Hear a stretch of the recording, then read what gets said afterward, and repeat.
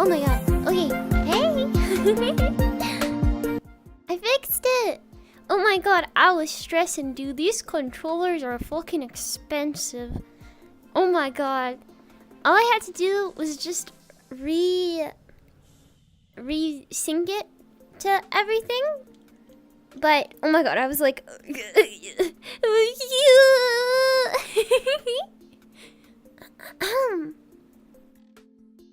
My god. But hi! How's everyone? It's the thing I know who let this creature return. Alright. Let's move over. I have no clue how this looks, not gonna lie, because I just loaded up some random world, so let's hope that it's acceptable. Yay! Look, I have my 3D full tracking again. I can waddle around a little. Where am I standing? Oh yeah, I'm standing over here. Move, chair. Be gone. Oh god. Oh my god. Okay. Hi. Hello. I returned. The creature. I'm back. I can raise my legs. I can kick. I can... Wow! Look, it's me! In my silly little goofy shoes. But... Hello. How do I do? I'm doing well. Thank you for asking. I was a little stressed. Just a little. Just a teensy little itty bitty. Wait, can I like... Yeah, just a teensy little itty bitty. Just a little itty bitty. But... It's okay now. How are we? How's everyone? Are we doing good? Everything okay?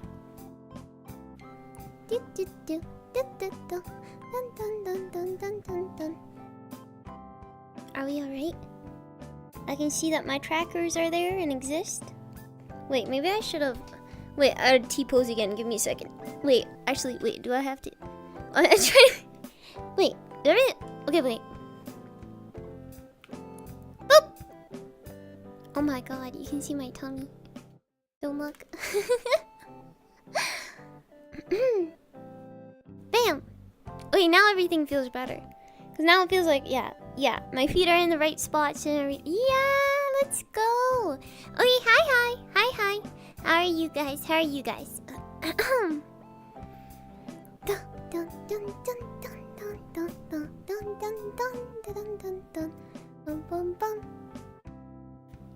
Wait, like here, Ryan? Wait, how did I do that? I'm trying to figure it out. Actually, never mind. I'm just gonna cry instead, I guess. I've had enough. I don't know how I did it. I can cry. I didn't do anything except that apparently now. I can cry though. That's always exciting. Wow! How revolutionary. Oh, you know what? I'm gonna move you guys. Wait, oh, I'm sorry. You're coming with me, pal. Which way do you want to face? This way? I think this way. This way kind of makes me feel like I'm gonna get hit by a bus. It's okay. You have no clue what I'm talking about, but don't worry. See? Now it looks like at any moment in my life I could be hit by a bus. Hello. Hi, everyone. Hi. Chakun, no, it's okay. It's okay, don't worry. It'll be alright. Hello, hi. Okay, wait, really quickly, I just gotta talk about it. I went to Costco today. Oh my god, Costco, my beloved. Okay.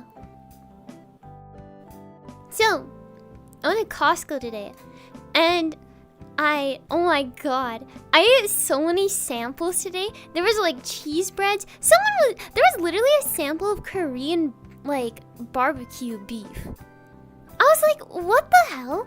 They just give that for free? For free? Oh my god. That's insane. Oh my god. I did not buy a hot dog.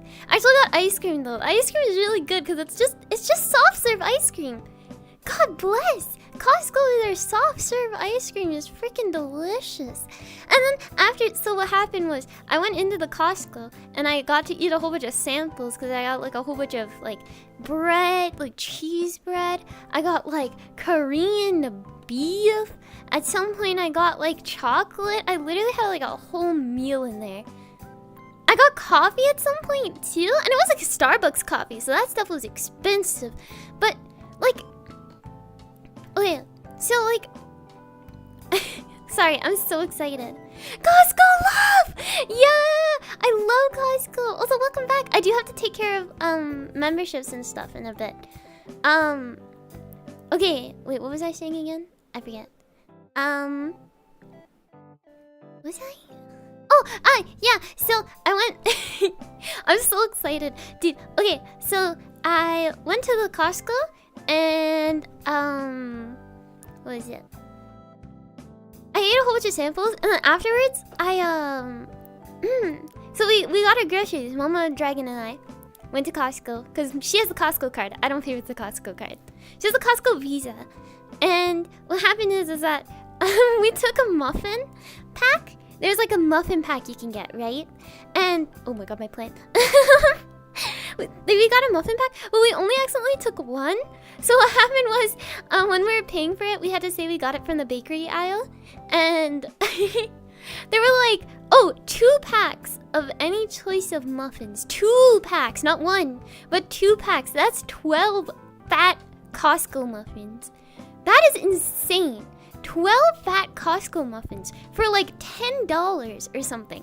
That's like, wow, I love Costco. And so what happened was, is the thing is we were at the self-checkout and we're like, oh shit, we were supposed to take 2. So what happened is I had to like, I had to like book it across the entire Costco. And do you know how big a Costco is?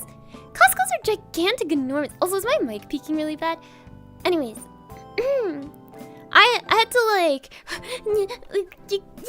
I like throughout the entire Costco, like dodging people in carts, and then like afterwards, they're like, I'm like running through like the clothes aisle, and then like after that I'm like going through like the like I run past like the dairy aisle, and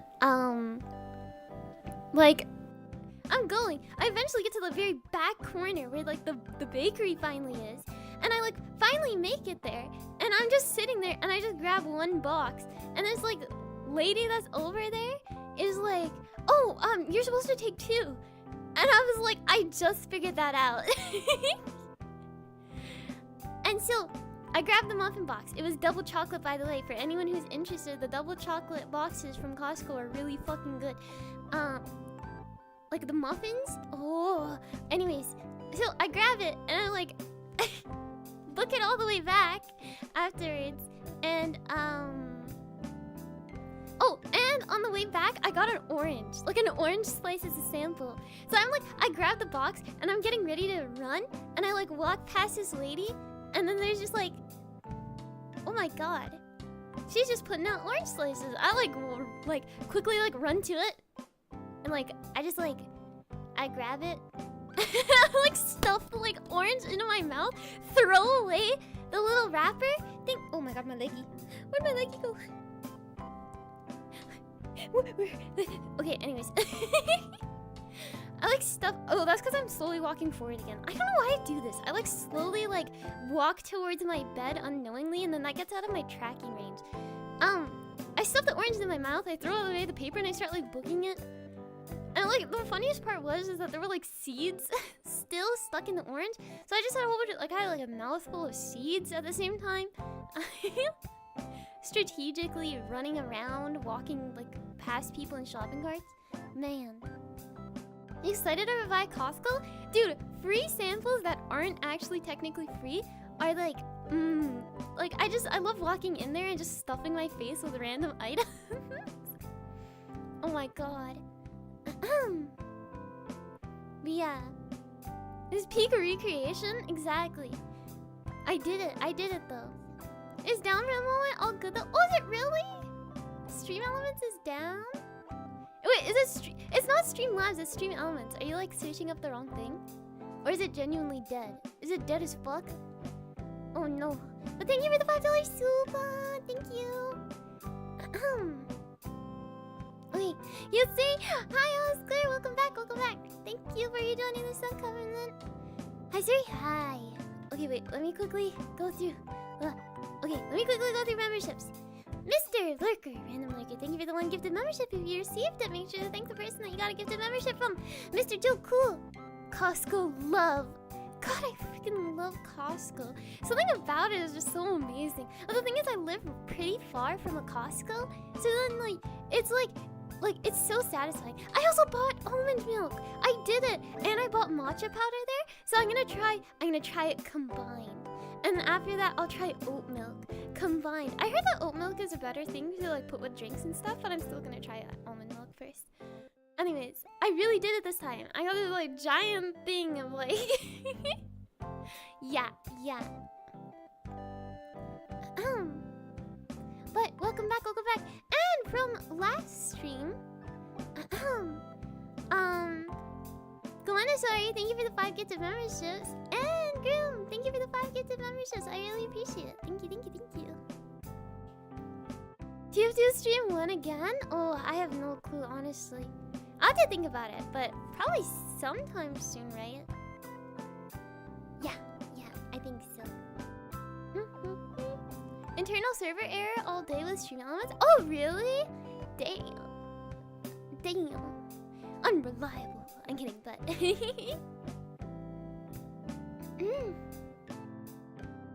Background street race? Over here! But like, don't hit me! This way! That way! I wish I had like a stop sign. That'd be great if I could just have a stop sign and wave it around. That would be my choice of weapon, I think. A stop sign. Yeah, that's about right. A sniper rifle and a stop sign. Okay. Is that everything? Wait, let me think. Let me think if there's anything I'm about to ramble about. I'm gonna watch SmackDown after this, by the way. Yeah, that's what I thought. I'm gonna watch SmackDown after this. Because guess what's happening right now? The draft. And if you don't know what the draft is, in WWE, every so often, every year, the draft happens. Wait, is it every year? I don't know. The draft happens where people choose, like, get chosen to go into, like, certain... Because there's WWE's SmackDown, there's WWE's Raw, and then there's NXT.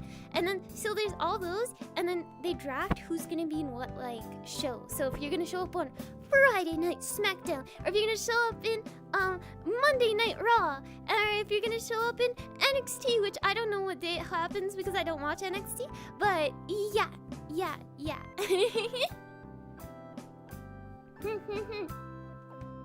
So, sorry. That's how I just like, yeah, that's what I thought. Hello, hi, how's it going? Well, is NXT as popular as Raw and SmackDown? I actually don't know, but I'd say no probably, because I feel like SmackDown and Raw are like kind of the big ones, if anything. NXT is kind of NXT. But yeah. Inner LA Night? Okay, watch this. Wait, what does this look... Which way is this for you guys? Okay, so this... Yeah, okay, so, wait, does he do it like that? There! L, A! Wait, my pinky is still... Okay, wait, okay. L, A, Night! Yeah! Does it work? Does it look like it... Does this look like an E? I hope... Why am I crying?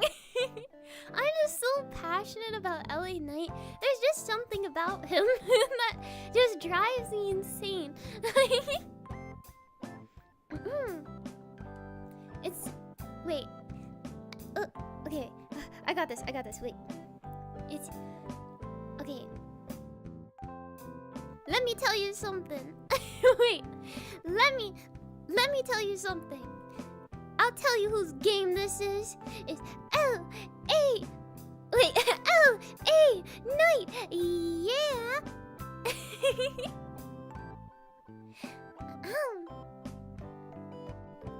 Yeah. I'm actually getting his t-shirt. It's crazy. I'm getting his t-shirt.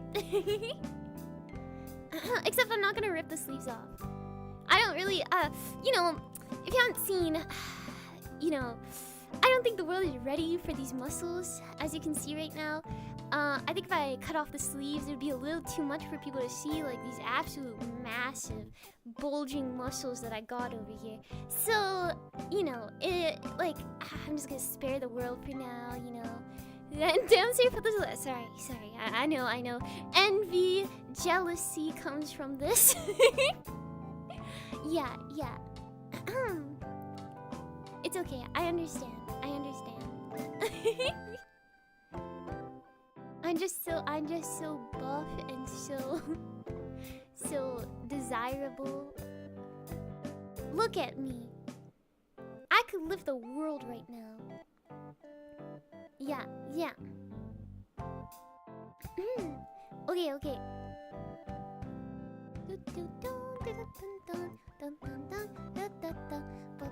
Wait, what am I checking in? I opened this tab for... Oh, I'm trying to open marshmallows. Okay. Oh my god. Okay. Hi. How's it going? Very strong dragon? I know, look at me. I am the strongest, the buffest, if you will. The I don't know. What? Leggies? Okay, I'm good. Alright.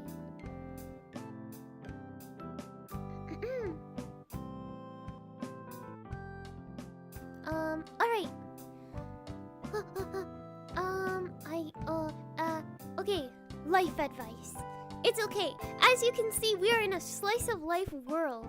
A slice of life world. Which, I can't extend this arm out any further than this. Okay, wait, what if I like... You see, now I can do it. Okay, a slice of life world. And therefore, my life is absolutely and utterly perfect and nothing wrong ever happens. So, therefore, I can only ever give the most correct, the most convenient, the best advice you've ever seen in your life. And, yeah, I can't do anything wrong, is practically what I'm trying to say. I've never done anything wrong in my life, and I'm practically like the perfect being.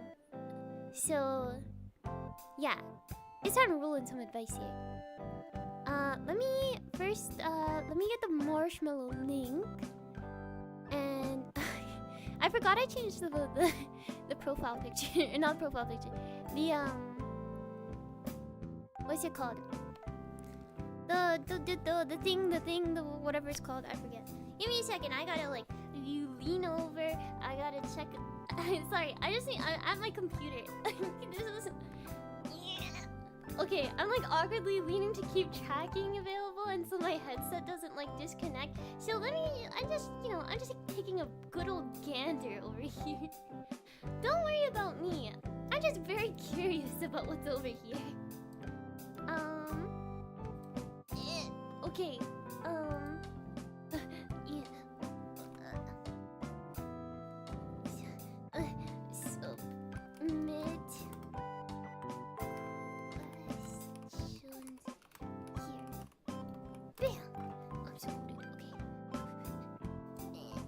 Okay. Okay. It's so chill. I'm looking at my second monitor now. I'm looking over there. What's this at? What? Okay. Wait, do I need anything while I'm here already? Is there anything I need to do while I'm here? Poggers. Oh my god. Oh, hi sir. Thank you for joining the sound coming now. I really appreciate it. Hope you don't get isekai by scooter. Don't worry. I'd never. Right? Certainly. Oh, I do know what I need to do while I'm here. Okay. Guys. Oh my god, my legs are so sore because at first I've been biking a lot, and second off, after going like oh my god, running around doing like laser tag. Jesus Christ. Okay. Okay. I can do this. Okay, I just gotta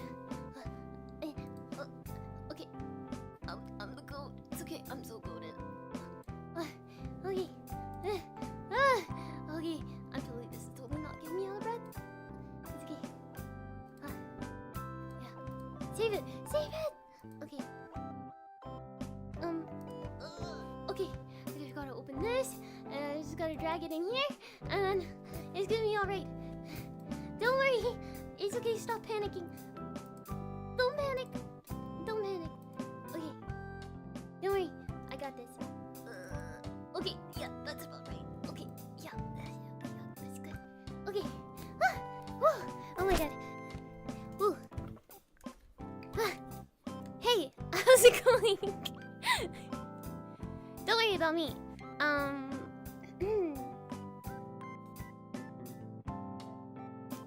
in there, old boss son. Shut up. Take that back. Alright.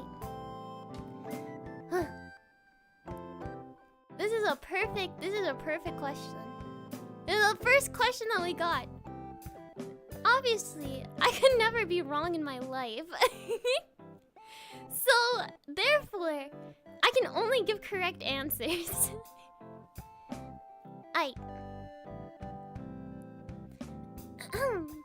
The best advice is don't. Wait, is it? Oh my god. Oh, okay, we're good. Wait, actually now it feels slightly. Okay, wait, I can do this. I have such a steady hand. Okay, no, I can do this from VR. Did I like RNG that to be centered? Is that about centered? That feels about centered, right? Wait. Oh my god, where's my leg? Where'd my leg go? Oh, there's my leg. Okay. Alright. Alright. Okay. This. Yeah. This. Time management. The truest and utter answer is that you're never late. You are never ever late. I'm trying to. Okay, there. Okay. The voices, sorry. You're never late. Because you're always on time for yourself, technically. By the universe's standards, you are on time. Right? Time is fluid. And if time's fluid, and that like every moment is happening at every single, like all at the same time, then therefore, you've technically arrived on time. Because everything is just a big jumble of whatever. So, therefore, when you arrive, it's actually predetermined by the universe that you'd arrive at that time. Therefore, you're never late to anything. So if you miss a deadline or something, technically you're doing it on time in terms of the universe's standards. So, you're never late. My advice on time management is that no one can ever fault you for anything ever. You're always on time by the universe's standards and you're never accountable. That's about right. Like, how, you know, maybe the universe has just decided that I was going to be like 20 minutes late to stream today. Maybe that's just the universe's standards is giving me VR issues and stick drift and everything. I stare at my left hand in anger. Just for me to be that late. But technically it's on time. Maybe now like a bazillion gazillionaire is gonna like walk into stream and be like, wow, you know what I think? That's a good investment right there. Look at that little creature. That little guy. And I'm gonna go, me? And they're gonna drop a bajillion dollars on me. See? So, maybe everything is just built to be like that. Therefore, you're never late. If you want a genuine, honest opinion on this. Surrealionaire? Yeah, don't worry. Don't worry, guys. When I'm a surrealionaire, I'm literally going to make chatters fight and wrestling live. Like an actual arena. I'm just gonna drop an actual arena in the middle of Los Angeles and they can't stop me. And I'm gonna put it there, and then I'm gonna make my viewers fight in like this, like a really like a big marshmallow padded suit for my entertainment. So,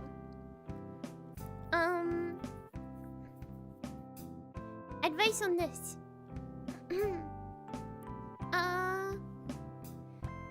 Manageable bites, I think. Like plan everything in steps, if anything. It's probably an actual good piece of advice. At least I try to do that, and I'm not really perfect at this yet, because I tend to always look at things as a big picture, but planning everything into like sizable bites over time probably digests this a lot easier, right?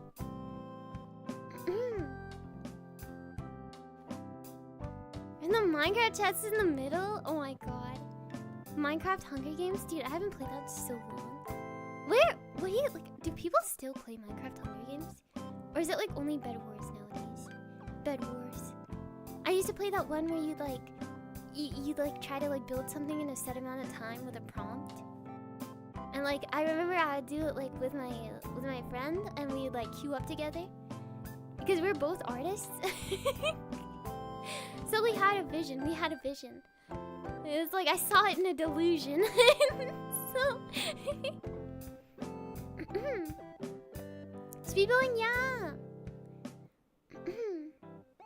Taste your motivation? Use envy. That's my thing. I use envy. I feel like some people underestimate how powerful envy can be. Like, not jealousy, envy. It's like being like, wow, I really wish I could do that thing, but I suck. And then it's like, you know, you're supposed to go, wow, I really wish I could do that thing, I suck. And then after that you go like, well, it's time to get as close as possible. That's at least what I do. It's never like you never use like envy to be jealous and like hateful. Just use it to be like a motivator. That's what I do. Cause it's like, why would I be like this person's so good at what they do, and then just like let them like, you know, be like, oh, I hate this, I hate them, and stuff like that. Like, there's no point. It's just a waste of energy and time. And I am an efficient lady. I may be late often, but I'm an efficient woman. I actually see this working.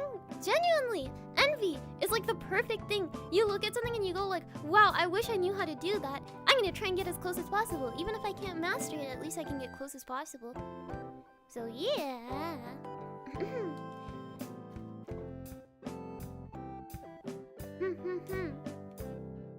Is now in the world of Suri. Yes, my slice of life anime where I can do nothing ever wrong.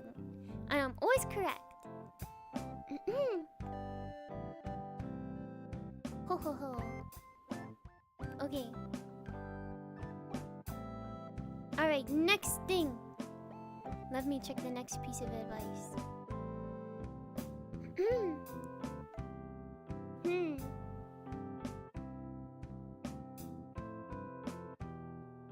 Oh, this is an interesting question.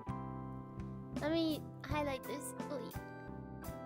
Oh my god, my shaky ass hands. I tried my hardest to make this as even as possible. Oh my god, I accidentally... Oh my... What does Mita say again? Oh my days. I love that. It's so goofy. Okay. God damn it! I've clicked the redo the like I'm using the snipping tool to take like screenshots. And I've hit the like new screenshot like 3 different times in an attempt to save it. Okay, this time I did it correctly. Wow, amazing. I'm so good at this. Hi Tito, how's it going? Okay, so this one is, sometimes I send a message more than once when a streamer doesn't see it the first time, which leads to this question. How many times can I send the same message before it's considered spamming or disruptive? I think like max 3 times. I think max 3. If I'm honest, at least in my personal preference. Sometimes I'll read questions and I'll like see them, and sometimes they might be completely out of place, and why I choose not to derail the conversation on them. Because sometimes I'll see a question that will like literally like out of the blue and like completely like, you know, completely and utterly random. And I'm like, oh, I could respond to this, but it kind of feels like I'm about to break the line of like being on topic. As well as like you have like, I don't know, I think as a streamer sometimes you have to maintain some sort of like what's the word? What's it called again? Like the vision. I think it's like you have to maintain a standard is maybe the way to put it. At least for me, it's like you have to kind of maintain a standard, so I try my best not to like let like anyone's random questions. Like sometimes they'll like pop out of the blue, but if they're completely and utterly out there, I drop it. But I try to be as consistent as possible because, you know, like I don't want to like give one person the pass and the other person not. So even if it is like pretty random, I try to like, ooh, this is probably not the appropriate time to answer this or something like that. Flow, yeah, like train of thought. The same question 3 times in quick succession. True, it also depends on like time span. Like you can't just like send the question in and then like I don't respond to it instantly. Let me send it again or something. Like I've done things where I literally like scroll up and answer questions that happen or like answer chats that have happened like you know, like 3 or 5 minutes ago or something. And I'll just like respond to it randomly because I'm like, okay, I finished this train of thought. And that's like, there's nothing else to be said about it. So I'm just gonna go back and see what like someone said before and just like respond to that. So in quick succession is disruptive. If it's like you send it once and you know that like, oh yeah, she for sure has not seen anything and is like, this is on topic. Then I think sending it again is fine. And it also depends like how big, like obviously it does actually depend on how big the streamer is, right? Like for me, I can probably like read every single chat message and be fine. But like if chat is moving really fast for me, or if I'm in the middle of playing a game, so I can't look at chat at the same time. So I'll like stare at the game, I'll play the game for a bit, and I glance over and I read chat for a second, and then I go back. If you're like sending things when I'm like in the midst of the game and I miss it, it's just kind of like, oh shit, I missed it. Oh, library level? Oh god. Good luck, good luck! But yeah. Very good at responding to chat. Oh, I'm glad. Thank you. I try my best at least.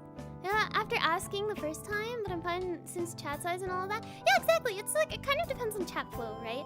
If there's like so much happening and then like your question just kind of gets submerged in a whole bunch of things, it's just kind of an unfortunate event.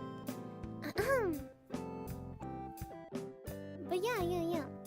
And it's also like, you don't want to like answer one person's random question and then another time you feel like it's like, you kind of like don't want to answer another random question. Because then it just kind of feels like you're giving one person an advantage over another, and I try to like distribute who I read through as much as possible. Sometimes people will put like random things in chat though, so I'll just like kind of skip over it. But for most time, try to go under the radar. Or like trying to find like my patterns. They're like, it's like a bullet hell. They're trying to find like that one little like safe spot where they can like send a chat in and I'll never read it.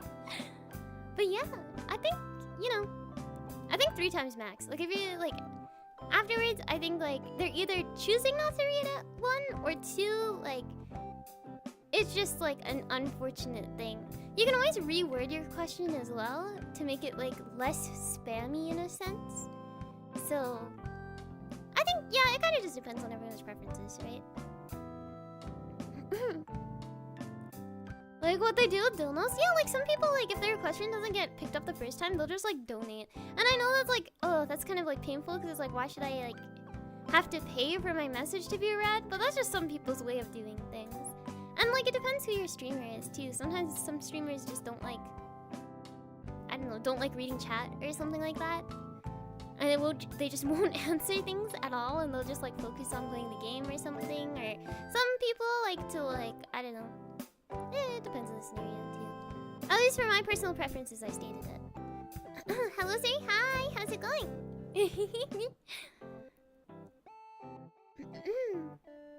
Next one.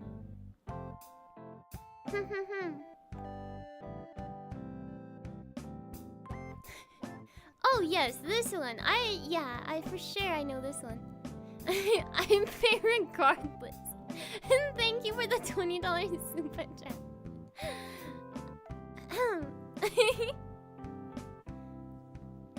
It's like the The one Gooba that was like sending out something every time I died in Elden Ring. No message at all, just a constant thought and reminder. I still don't know who did that, but just a constant reminder that I was taking L's. Thank you. Wait, what? During an Elden Ring stream, there was someone that was sending like a stream elements donation every time I died, like against this like this one mini boss thing. And they're just sending in like a donation with no text at all. It was just like practically a reminder of like you're being stubborn. You're curious small creature going giving life advice or something? Yes. I'm here to give life advice. Don't worry about this one, by the way. Hi Suri. I know it's supposed to be life advice, but I'm in dire need of advice of how to best dispose of a lifeless corpse. Any tips? I've been watching way too much true crime. You gotta be in like the 80s or something. You know, there's literally a woman out there that has murdered 2 people and is raising a child right now. Isn't that crazy? How did they get away with it? Literally, like, I don't even know what she did. 2, like, what? And she's just out there raising a child. Like, what? How did, what? And she was like charged with involvement of someone like, you know, dying, but they couldn't prove it was her. Like they couldn't utterly prove it was her because she killed the other person who was gonna testify against her. How is that not? Oh my god, that's crazy. She killed one guy that was like her husband at some point, and then like got with another guy, disposed of the body, had her kids involved in helping like cover everything up, and like their kids were like really young, so it's not their fault. But anyways, and then her kid, literally one of them that was gonna testify against her eventually because they were like, holy shit, this isn't good. She killed her kid, and then like she took her kid's child, which was a son, because she had like 6 daughters or something, and then she just like raises that kid now because she's always wanted a son. How did they get away with it? That's crazy. What the hell? Oh my god.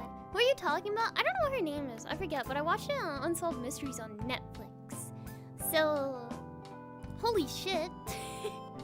Dude, that's crazy. Two people, she got away with it. And like, they can't charge her for anything because one, the person that was gonna testify against her, her daughter, is missing, Smile. And she's just raising that daughter's kid now. That's crazy. Was expiring so she would get double life insurance payments? Oh my god.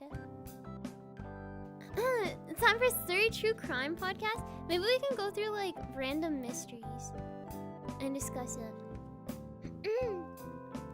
Like get away with murder? Dude, that's crazy. That's crazy. I feel like that's like in this day and age, I feel like no one should be able to get away with it.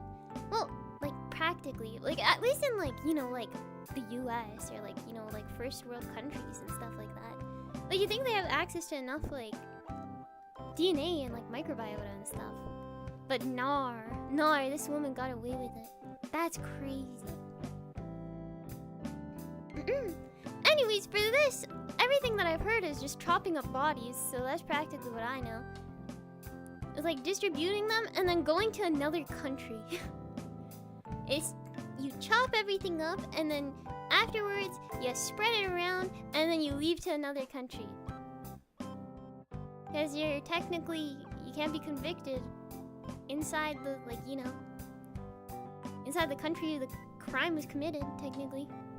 I've learned this all through Unsolved Mysteries, don't worry. I'm back, welcome back! But man. Chopping up bodies? No, don't worry about it. To make sure all evidence looks convincingly AI generated. Yeah. In the ocean? I feel like those always get like shown up at some point though. Like, you could commit a crime like on international seas. Does that count? Okay, anyways, I'm gonna stop talking about committing crimes before I get in trouble.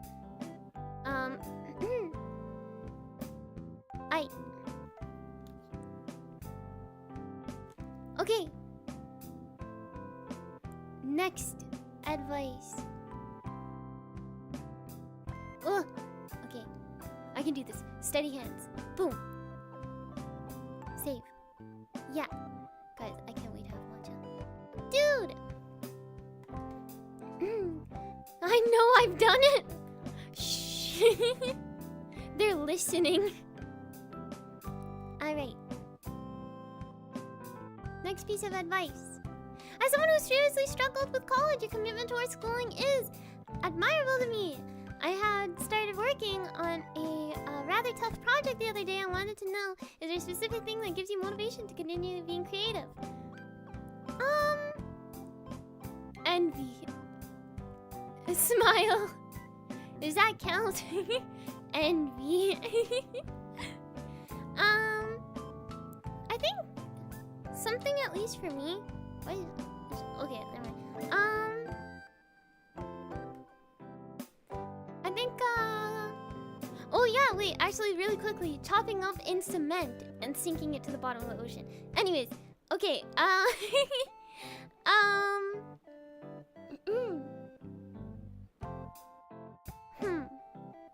think it's mostly just like wanting to share things with people. I think like at least like I'm very lucky to have a platform to share with people, like my creative endeavors and stuff like that. Money is also another thing. I'm sorry, that's actually genuinely the dead-ass most honest thing I could ever say to you right now. Is that like I learned how to draw. I have the hand tracking device. Thank you. This is if you wanted to know, this is a Valve Index, and I'm currently using 2018 Vive trackers. So they're not the fanciest, but they're good. Okay, not gonna lie. Look, I did not want to pay like hundreds and thousands of dollars being the broke college student I am. And like, I didn't have a job before this. So I was just like, you know, I was ratting in Mama and Papa Dragon's house. So, you know, I didn't really want to pay a whole bunch of money to like, you know, like start like, you know, I don't know, have assets for a stream or make a like an okay VTuber model and stuff like that. I didn't want to pay someone to compile this. This like this silly little VR chat model. I didn't want to pay someone to texture these either. I don't want to pay for a lot of things. Dead ass.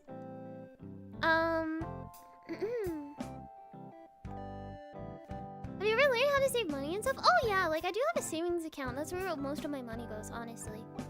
Is that I'm getting ready for the fateful day where Mama and Papa Dragon point to the door. Not like actually, like I have no like quarrels or anything, but like more so they're like, we want to retire and move to like the far, far dragon lands in the middle of nowhere. And I'm like, ooh, I don't really want to do that. I need to finish school. So I just save up like, I put most of my paycheck, if anything. And then I have a small amount that I like use to buy food all the time. Dude, am I like accidentally, where am I? What is this place? Okay, wait, I need to stand a little further back maybe? Okay, there. Alright! 1, money, because I didn't want to pay people to do things for me, and I didn't want to pay people for art, and I didn't want to pay people for creative things. Because that is a luxury, and I do not have the money for that luxury yet. Well, I'm slowly but surely, I'm starting to get that luxury, like having the VR tracking stuff. That is quite the luxury I have right now. And I'm very lucky to have it, actually. Because I know like a lot of people would probably have to put like a good chunk of their paycheck into like rent and utilities and food and stuff. And I don't have that, so I'm taking advantage of it right now. So, because I don't have any of that issue with, needing to pay like utilities and whatnot, I take advantage of that. And now I have money for recreation, but how to hustle? But for creative stuff, one deadass, honestly, like just knowing how much things cost. Like obviously, I'm not saying that artists are overpricing their things. Artists are putting as much money as necessary to create the product they're creating. And that includes all the years that they spent building up their abilities in art and stuff like that. So you can't blame them for how expensive it is, or else do it yourself. And that's what I told myself. I was like, well, you can't pay the money and you can't tell them to change their prices because you know that they definitely put in the fucking effort and work to like be able to charge that much. So you better bust your ass with like a part-time to like be able to afford that kind of stuff, or go and suffer and, you know, do the same amount of research and whatnot. You know? How goes the advice? I hope it's good. I think the other thing is that just like pushing my bounds.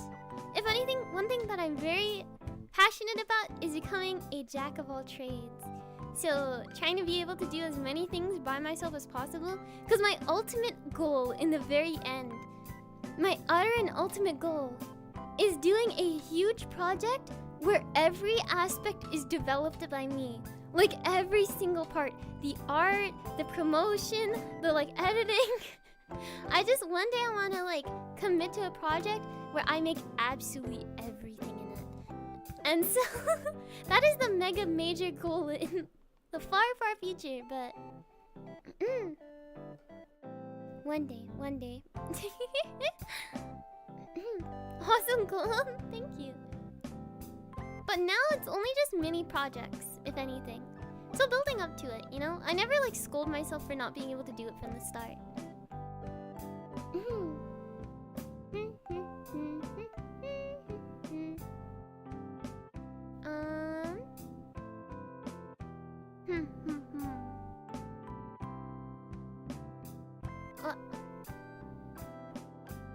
Okay.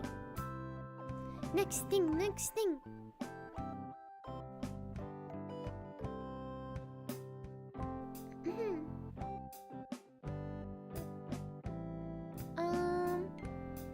Oh man. Okay. Boop, save. Bam! Alright, next piece of advice. Oh my god. You're saying they're not overpricing? My artist paid me, priced me 6K for a VTuber model? Saying they're not overpricing? Well, it depends who you asked. It's dependent on the quality, right? If that artist, and it depends on demand too. I've seen some artists that have enough branding and probably are able to pump out art super quickly, but they have enough branding that they can charge like fucking trillions of dollars if they wanted to, and people would still pay money for it. So it's demand and it's quality, right? So if they said 6K for the art and the rigging, or just the art, well, that's kind of just how it is. It also depends on what your design was. If it was super complex, then, you know, they probably have to charge more. Or if you just had no idea and you're like, I kind of just want something like this, well, they have to charge you for the design too, right? Dollars in art, yes. It depends who it is, right? If that doesn't fit your budget, then find another artist that fits your budget, right? You can't really get mad at someone for giving you a price and then you just not agreeing with it. If you don't agree with it, find someone else. There's definitely someone that's going to be within your budget.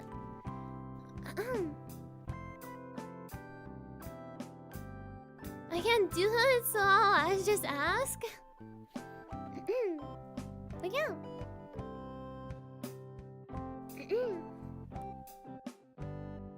You said art is a luxury? Exactly. And you're like paying for that person's skills, and like there's a lot of layers to VTuber models. Like insane amount of layers. There's design that has to go in it. If you haven't designed your character yet and you don't have a turnaround, then like alongside the design, they also have to do like it depends how like complex the design is, and then they also have to like figure out like, I don't know, for example, like how to cut it up. They have to like, they had to spend years learning how to properly cut up VTuber models and stuff.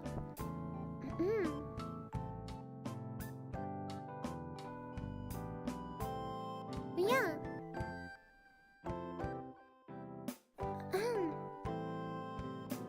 Also, if you make money on it, it's an investment. Exactly, it's also an investment if you like become super popular.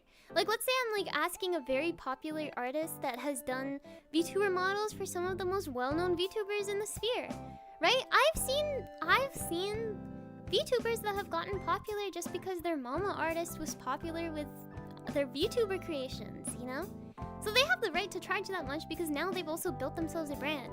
So not only is it the time investment that they put into learning all the art skills and learning how to cut up models, and then also learning how to like translate someone's design into their style, it's also, now it's the branding, now it's the demand, it's all these kind of things. So it's, you know, there's a huge build up towards it. It depends who you're asking, you know? And so, like, you know, again, it's a luxury. And if it doesn't fit your budget, then you either have to plan your budget around what you want if you're really dedicated to getting that one person, or you're gonna have to find someone that fits in your budget, right? I was ready to be the #1 VTuber in the world? Yeah, one day, one day. Look familiar? Yeah, for sure. There's like a... Oh, yeah. Oh. There's a lot of like models and like mama artists and stuff like that that are like super duper popular.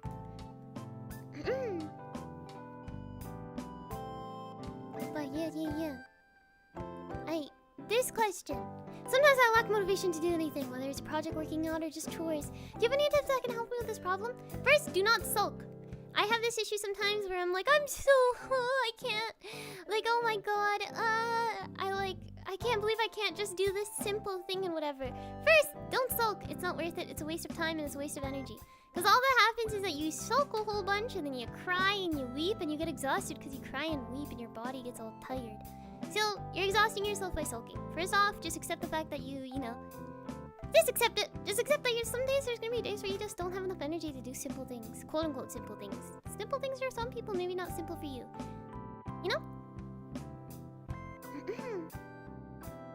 So, no. First off, man, don't sulk. Don't waste energy on sulking. You can sulk for a little, but don't let it exhaust you.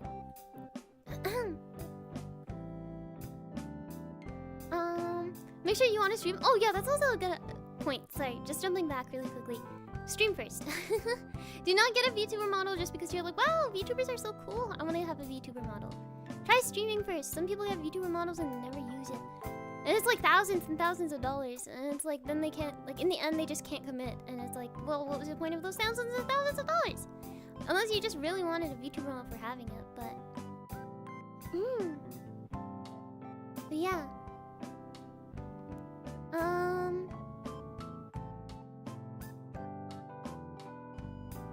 First off, for this one, don't sulk.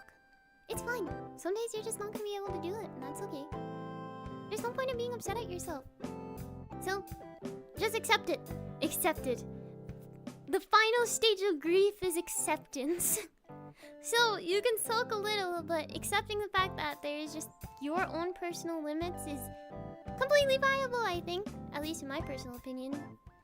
There's gonna be people that can't do things in certain ways, like... And that's okay. And the other way, do indigestible pieces is always my biggest piece of advice. Well, leggy.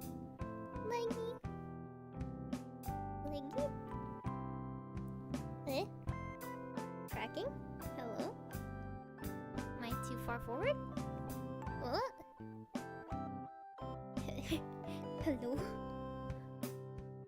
Foot? Oh, there we go. Okay. Doing everything in digestible pieces is always a good thing. Start in one place, build up to like the final thing. So if it's working out and you're having a hard time because you don't want to walk to the gym or something like that, then I don't know, like you can invest in like something small, or like even just body weight working out in your own house. Like that's totally fine. That's viable. Who cares about going to the gym? Like going there. If you have the energy to go there, go there. Sure. But it's not... There's no like hierarchy of working out. It's breaking a sweat and building muscle. So if you're doing that in the end, that's fine. If it's something like cooking or something, buy frozen veggies. I feel like people always have this idea of like you always have to buy fresh produce. If you can't keep up with cooking fresh produce all the time and stuff, buy frozen stuff and boil it, or like whatever. If you need to, like, buy, like, you know, prepared meals or whatnot, if you're trying to get in the proper amount of stuff. They aren't the healthiest, but they're healthy. You know, it's better than having fast food all the time. Find it, like, you know, it's digestible. You always do things in a way that you're able to consume.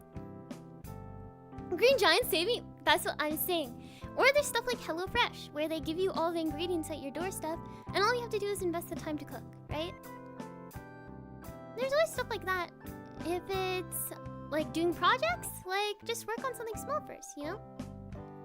You can always just do like a small part of the project first and then build up to the big thing. And I say that always kick off of like motivation, right? If you can and you feel super motivated to do something, I know like sometimes unless you have other obligations that would screw you over, like who cares if you do that one time where you're up at 4 in the morning doing something you enjoy, you know? It's one time. Who cares? Just do it. Like what? Like, you know, don't die with regrets. If you're gonna like go in the future and be like, oh, I should have just done it while I was like still motivated and still had time to stay up at 4 in the morning. Now I have a job and everything to do things. And I don't have the time to do it and whatnot. Do not regret. But yeah.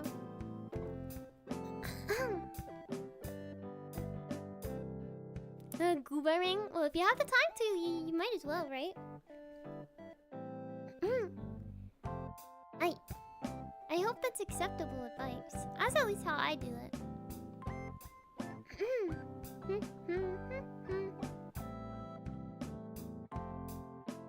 Wow.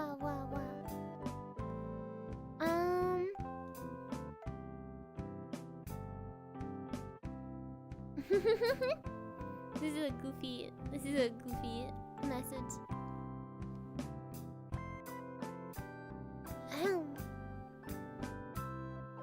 Now let me tell you something. Let me tell you something about the hustle. I'm broke from income drying up. How do I get monies again? You apparently had a huge treasure hoard. How did you cure it? Pure and utter threat. Pure and utter threat. They can't stop me. Pure and utter.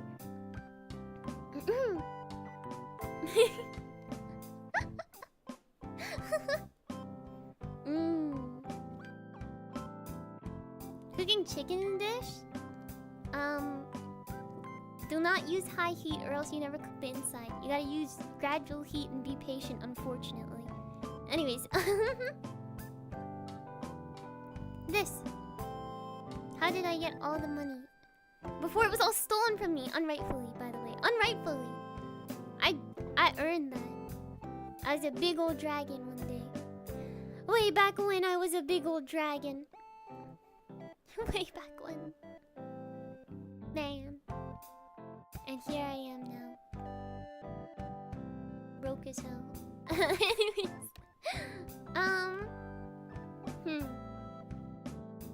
Be terrifying. Be absolutely, utterly terrifying. And be in the 1800s or something like that. Yeah. 1700s, 1600s. Yeah, that works. That's about right. It works. And all you gotta do is be big and scary, and they can't stop you. And you just demand what you want. And if they don't agree, take their best men. Yes, of course. The most perfect advice you could ever hear in your life. Pure and utter force and threat. Yeah. Yeah, that's about right. Where am I? Oh, there it is. Oh. What's in there? Okay. Tried and true method? Yes. This has been proven. This has been proven for years and years beyond by yours truly, of course. And still, pure and utter threat is always the way to win.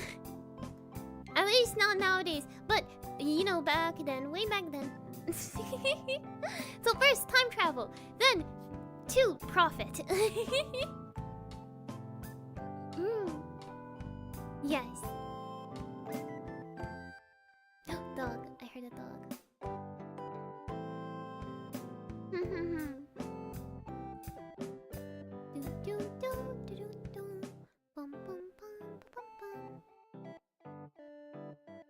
Oh my gosh. This sounds like advice that I'd need. Or I would like be able to give at the very least. The question is, any tips on finishing a 3-month assignment in just 3 days? Now, I'm not saying to fabricate results if it requires an experiment. I'm not saying to fabricate results. But there's many examples of it being better to submit something than nothing.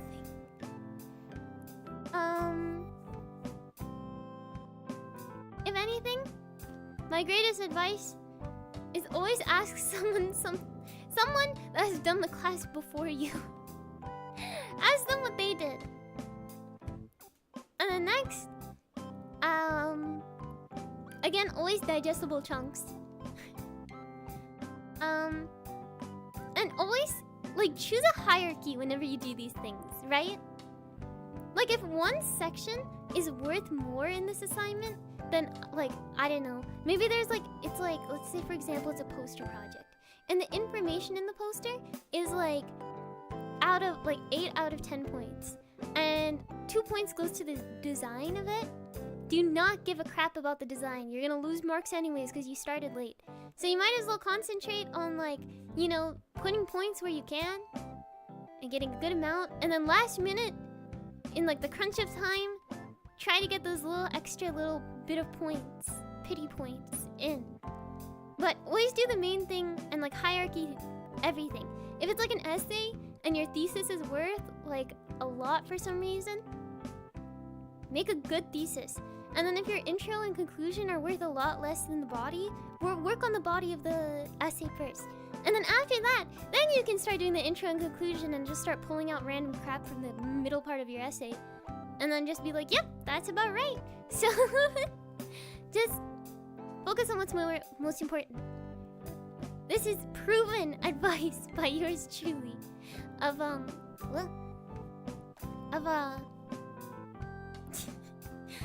Doing lots of things last minute. Cut corners, yes, exactly. Cut corners when you can. Cut corners when you can. What happened there? I turned a little too far away that my lighthouse couldn't see my stomach. I'm assuming if I, like, turn far enough, it'll do it again. Like, slightly tweaking, but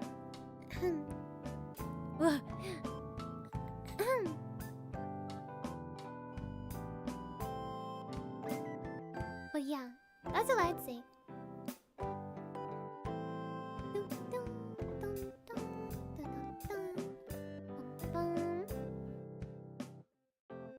Oh no, this sounds like me. I can't give advice on this because I've already committed a sin. Unfortunately.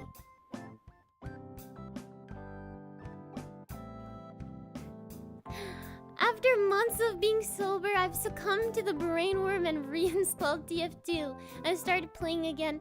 What should I do? Run. Run as far as you can. Run far and run fast. It's not worth it. It's not worth it.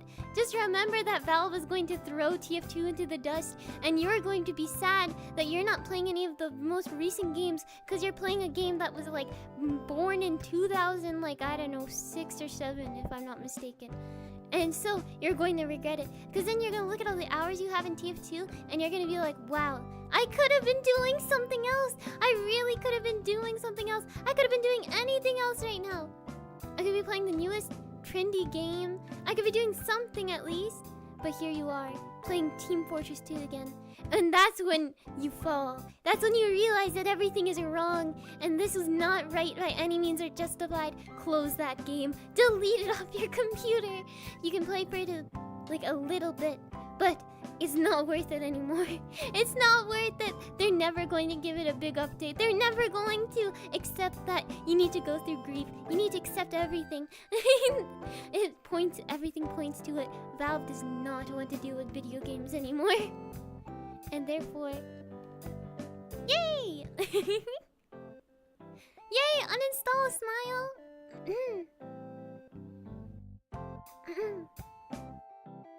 Yippee! CS2 treatment or something? Oh god, I feel like they're not going to. I feel like they sleep on TF2 so much that like they're just gonna let it rest.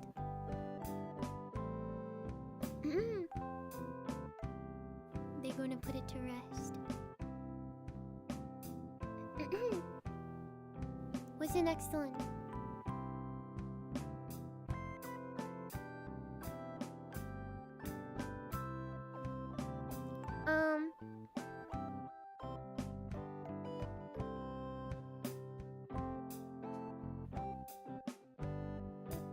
Okay. This is goofy.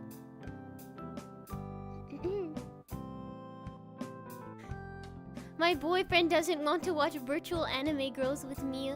What do I do?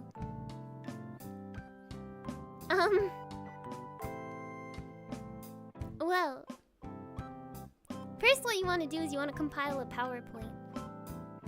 And what you're gonna put in it is you're gonna put like, I don't know, Pecора's stupidest moments throughout the entire PowerPoint.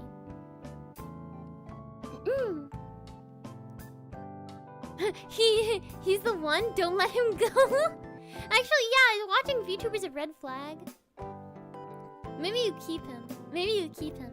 It's good to have diversity in your life. To have different hobbies than the one that you love, right? There's supposed to be some sort of diversity, right? So that, like, you know, you have something that you can fall back on, and your significant other has something they can fall back on. If they don't like anime girls, it's okay. Maybe that's a good thing.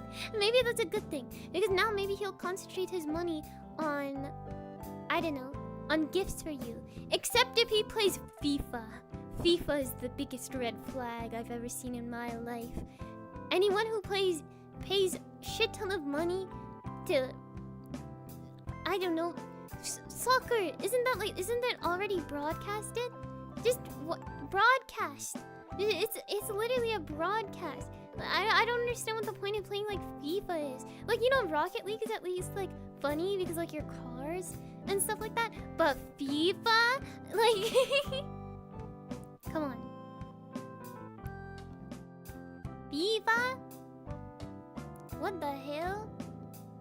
Like, it's such a weird thing because it's like for example, the only reason I got WWE 2K like 23 was because I was gonna do an event with it. So yeah, I got the WWE wrestling game. Would I ever actually play the wrestling game myself? No. There's actual fighter games out there like Street Fighter and stuff like that. Why not just invest in those?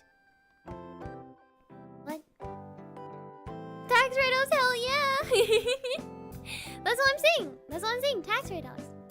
But you're telling me there's people out there that not only have access to buying the game of FIFA, but instead could have invested that money in just watching soccer, as well as invested that money in playing soccer. No, that's a red flag. That's a red flag. No. The NBA game's also a red flag. The baseball game, also a red flag. But anything else, also, like any of those are like red flags to me. No, there's no way. You remember that event? Yeah! So maybe this is a good thing. Keep him. He's doing you well.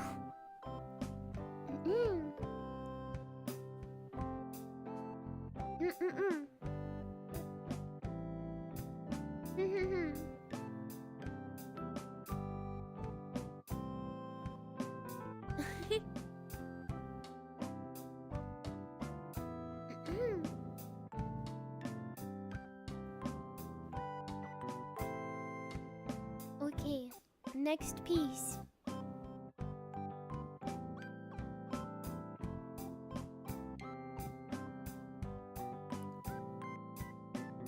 This one says, I don't know what this class is. I'm assuming this is a biomedical science based off of the BSc. And then 211, I'm assuming this is a second year course. Right? Am I following along correctly?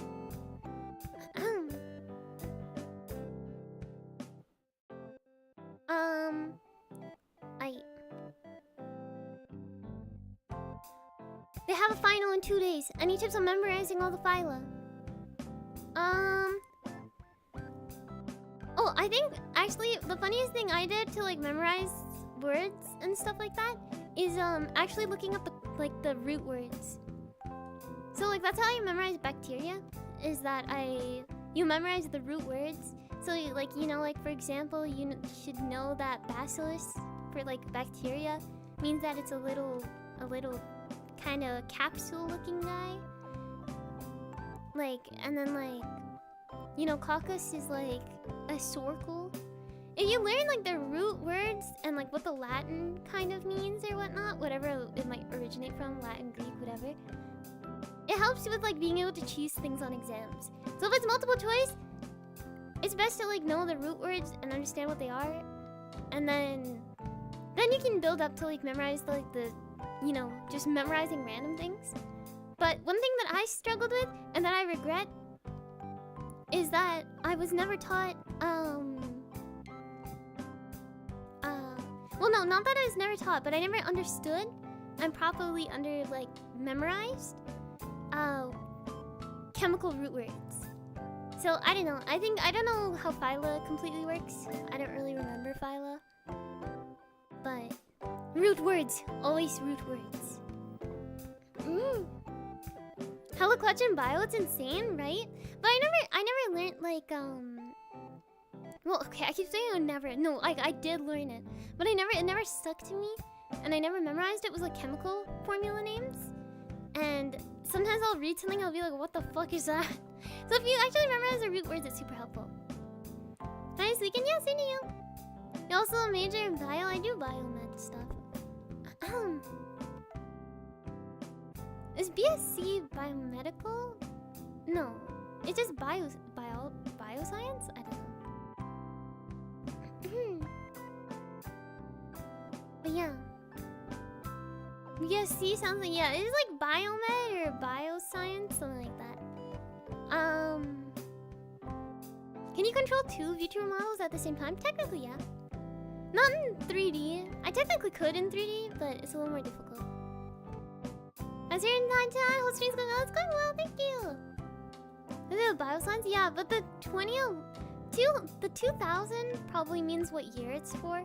So it's probably for 2nd year or 3rd year-ish.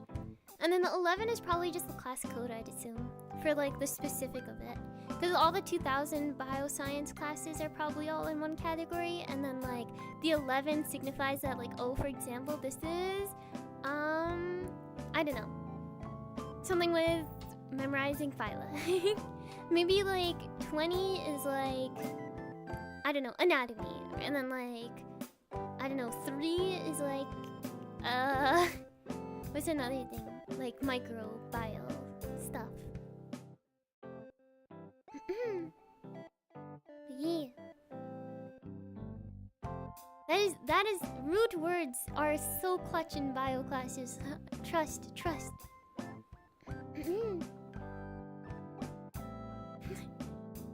Oh my god, oh no. Every time there's Maros, it's always this always comes up. Good lord, okay. I know, this is supposed to be asking you for life advice, but could you give me some good luck prayers for my gacha pulls?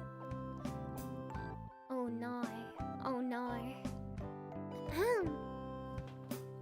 Alright. I will channel all my energy that I have. I hope. How can I do this? Well, what's like a... Am I supposed to do a little like dance?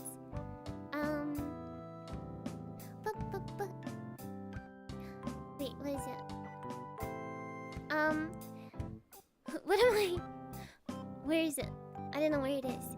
Oh dear son, wherever you are up there, I can't really see you in this world, but wherever you are up there, I please, I channel all your energy. Please give them this person the gacha pull they're looking for. And then afterwards, please save them from addiction, from gambling addiction. Please, Lord, please save them from a gambling addiction. Please, they need this. They need this so badly. Please, save them, son, save them. And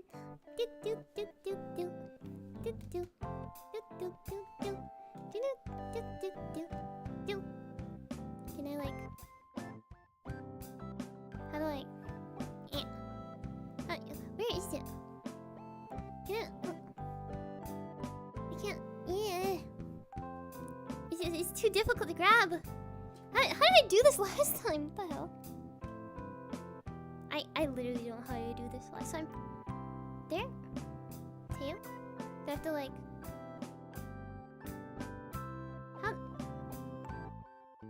am I not... I can grab my skirt. Is it... The tail is back... I know it's back there!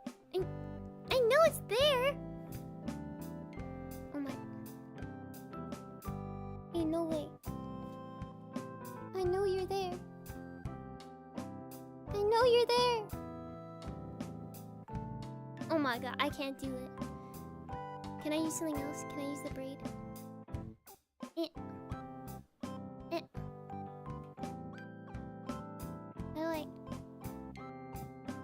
Please! I need something to wave around. Oh my god. I'm sorry. They don't want you to get your gacha pull. I'm sorry. Oh, there we go. Okay, I grant you my best wishes. Whoa, whoa, whoa, whoa. Bam! Yay! Divine intervention. Best of luck, pal.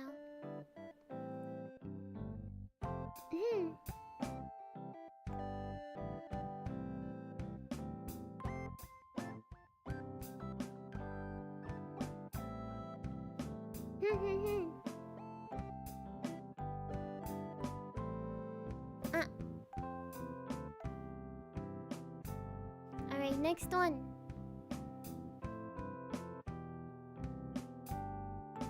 How do I continue on after my OC graduated?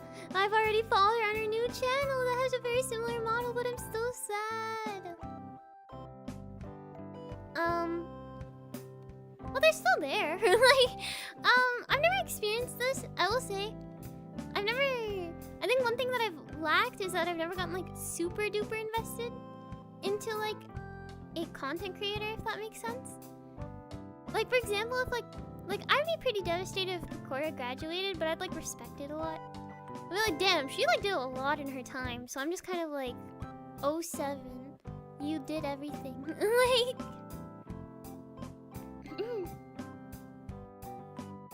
They're still streaming. Is it like, if you missed the old design or something, that doesn't mean it's like... I'm certain they're aware of their previous design, and I'm certain there's still a lot of art out there, or appreciation for their old design. If they're back, they're back. That's always good. I feel like that's like the most important thing, is that like you haven't technically lost touch with them, and even if they can't like... I don't know, I feel like even in the sense if they can't acknowledge their past for whatever given reason, I'm certain they still hold it dear to their heart. So I feel like this is fine. This is a... Like, I feel like this is like one of the good endings. I think there's like a good thing that you can do is appreciate the fact that she's not like off the face of the earth, you know? If it's a lady, right? Did they regard them as a... Yeah, her. Okay, that's why. So I'm pretty certain it was a lady. So, it's always good that they've returned. That's always a good thing. Maybe it was like the whiplash. I'm sure you'll get all comfortable and everything will be alright. It's a happy ending, right? Exactly. It's a good ending. You'll find them and they'll find you, you know?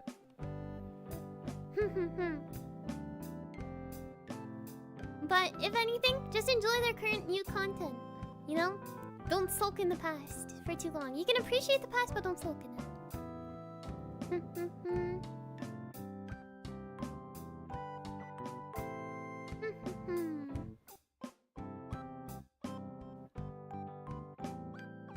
But fair.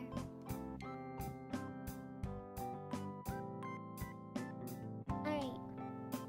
Next one.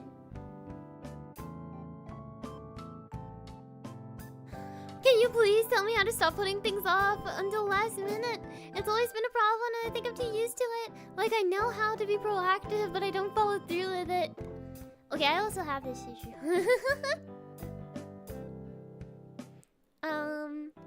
I think one thing I realized is that I think putting things off last minute stresses me out, and I'm like, I want to live a stress-free life.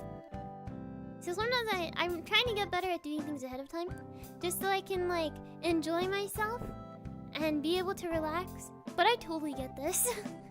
I do this a lot too anyways, so it's an issue that I also struggle with. It's also something I struggle with. I am not foreign to this concept. It's definitely... Oh man.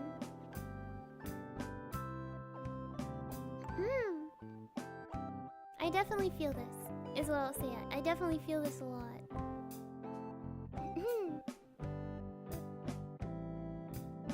But, I think my best advice is like... I feel like getting it off your plate is always good. Like being able to have free time and being able to relax. If anything, rather than putting it off to last minute, dedicate like at least like 5 to 15 minutes or something, like over time. Like you don't have to finish it completely, but like even if you do give yourself like the slightest bit of a head start before having to do everything else last minute, I'm certain your future self will appreciate that and thank you for it. So build up to it, you know? If you're too used to it, being like, oh, one day I'm just gonna wake up and I'm just gonna do everything ahead of time and everything's gonna be okay and I'm just gonna like start doing everything completely and utterly ahead of time and I'm gonna be the perfect human being ever. Well, that's not really how it works. So, you know, build up to it. Do like 5 minutes and then build up to 10 minutes and build up to 15 minutes of doing like something over time, you know? But yeah. And sometimes when you get started, you end up doing the rest, right? Because you're like, oh, well, actually, I could just finish this little part. Or I could just do a little more. Or there's just a little more I could do. You know. I'm so hungry. Sorry. But, like, you know, work up to it. Do a little bit. Like 15 minutes. Or something, like, daily, building up to it. If it's like a 7-hour project or something, even if you just do, like, 15 minutes or like 10 minutes a day or something, even if you don't get halfway there, at least you did something, you know? Cute! Hi! Again, Chibi Vtubing girl. Hi, how's it going? I'm surprised you found me again.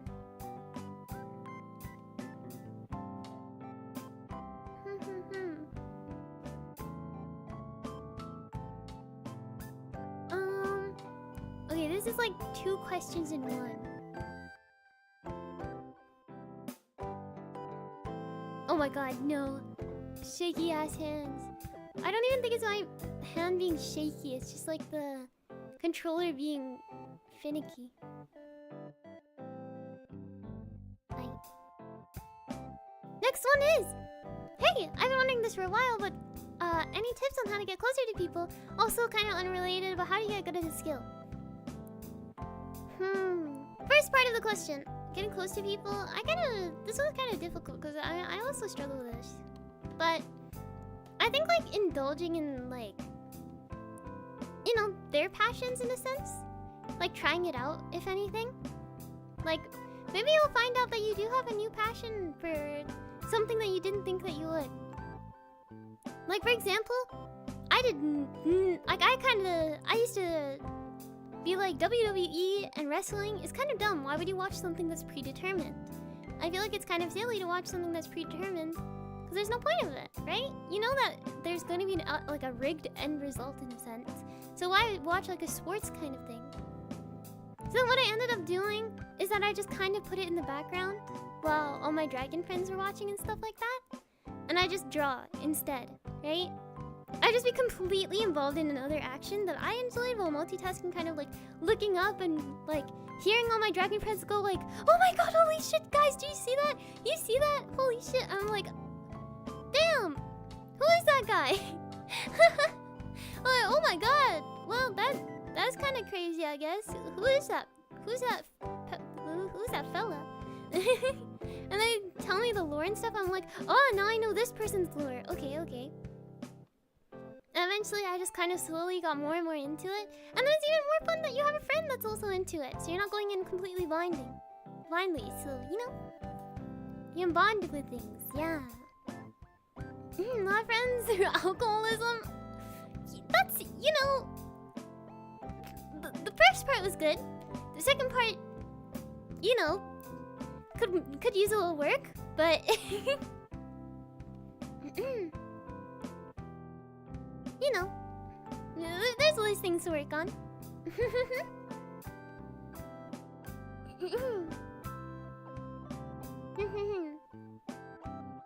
But yeah, indulging in the same hobbies, right? Even if it's not your kind of thing, you could try it out for a bit, and if it's not your cup of tea, try to find something else to bond over. I think it's just kind of finding commonalities. And if, like, you know, there's no commonalities, like, maybe they're just not the right person. I feel like, at least for me, I feel like to have, like, a friend, you guys have to have a commonality in something, you know? So if you have someone that, like, you're friends with, unless, like, there should be commonality in something. Hobbies, social life, I don't know, work, school, anything like that. I feel like there should be something there. Had her in the first half? Well, the first part was like a good thing, and then the second part was concerning, and then take me on a whole joyride. The second part, though, of this, how to get really good at a skill, I think it's just practicing all the time and then pushing the bounds of it, right? Like, first you learn how to be good at something, and then you learn how to push creative bounds. So like for me, for art, it was first establishing how to have like good sketches and good line art. And eventually got into having good rendering and stuff like that. And eventually got into having good anatomy. Even though, like, you know, that's not really probably the best progression. It should have been good anatomy first from the start and good sketches. Then it should have been rendering and stuff. But, you know, it's a different journey for every person. But eventually, you know, after that I was like, oh, now my personal thing is like, I want to bring this to different medium. I want to bring this into learning how to do 3D modeling at some point. I want to bring this into learning how to do animation at some point. I want to learn to do like really crazy perspectives, do rigging with VTuber models. It's all those kind of things. So I think first you just kind of learn all the basics and build up to being like really consistent in a sense. And after that you push the creative bounds as far as you can. And that'll teach you a lot. Because you'll learn how to carry on things from other creative aspects, if like that makes sense. Like for VTuber models, like I've never like edited before until like recently learning it in the past like year or something. Or VTuber models, like I learned how to do like physics and stuff like that, and learned how to make things flowy. I learned how to like keyframe things. So now I can take that into editing and being like, oh, I should keyframe this. This should be like move like this. Now I can take that into animation, and now I can be like, well, I know that hair is super flowy, but versus like, I don't know, for example, a ball is very solid and squishes and stretches and stuff, but like it like bounces. In a sense where hair would just kind of be like, foo, foo, foo, foo, foo, foo, foo. So it's kind of like that.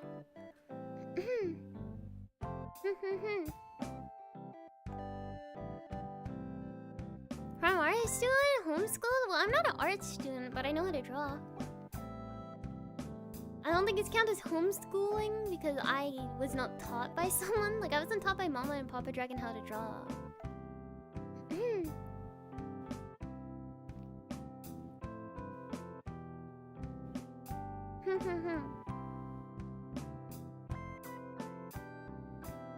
There's another question that was also similar, like, on how to get closer to people, who just, like, how to, like, make friends and stuff, but I think it's just finding people with commonalities, if anything, jumping back to that. That's at least my thing. Self-taught? Yeah, that's probably a better word than homeschooled. Because homeschooled implies that someone, like, in my house did something for me. Like, in terms of learning that skill, but that is not true. Well, I'm back. Welcome back. Hi. This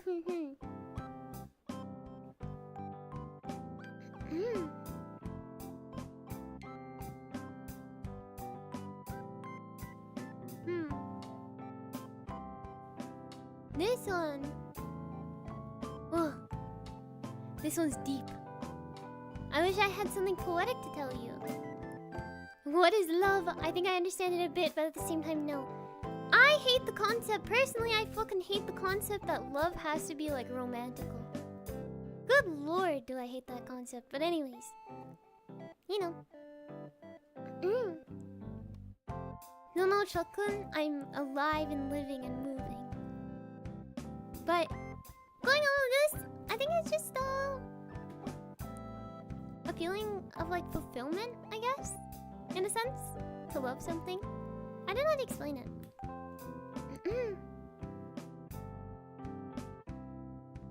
But like, yeah, it could be like between people, like a sense of fulfillment between like your friendships or something like that. Like you feel like everything is fulfilled and therefore you're happy, you know? But you could also love like intangible, like,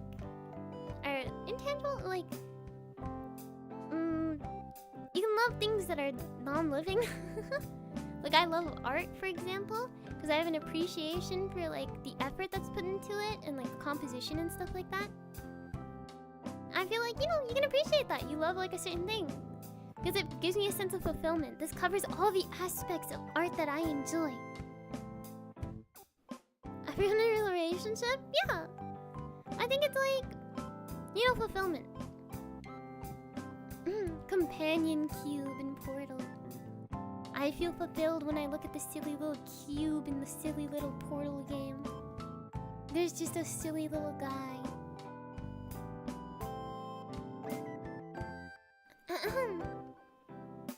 5 or 6 types of love? Oh yeah. Like certainly, like there's probably a lot of different definitions of it. But mine is personally that it's a sense of fulfillment. You know? I'm fulfilled within my friendship and I don't feel like anything is being like taken away from me, or I don't feel like, you know, I'm being judged in a sense or something like that, you know?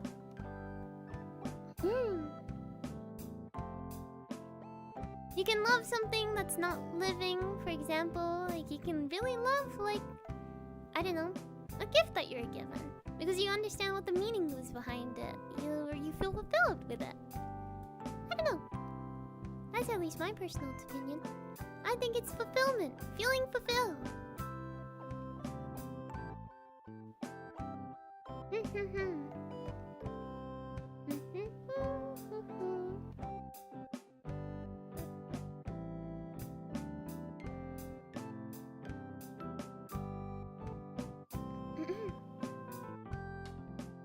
This one I actually have like, I know what to say about this.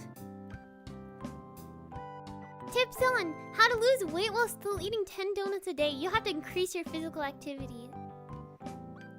I don't know what else to tell you. You gotta burn the calories that you eat. Losing weight is technically just exercising more than, like, you're using more calories than being consumed. So I don't know what else to tell you other than you must burn more calories than you are consuming. So depending on how many calories of those donuts there are, you're gonna have to work it off. It's like mass balance. So, sorry pal, there is no cheap way out of this. You're gonna have to burn those calories. And it's possible, if you really wanted to eat 10 donuts a day, you technically could. Good night everyone, good night. Oh, where's my leggy going? Yeah. Donut holes are smaller? True. You eat 10 donut holes.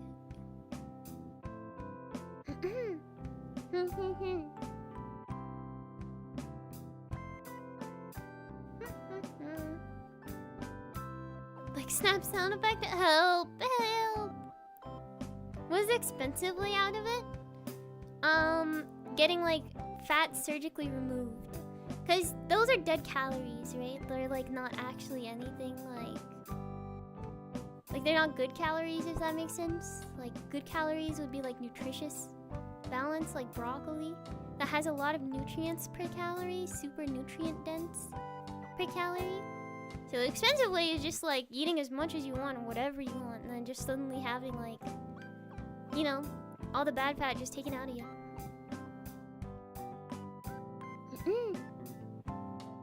Little selection or whatever it's called. I forget what it's called, but it is a thing. I know that.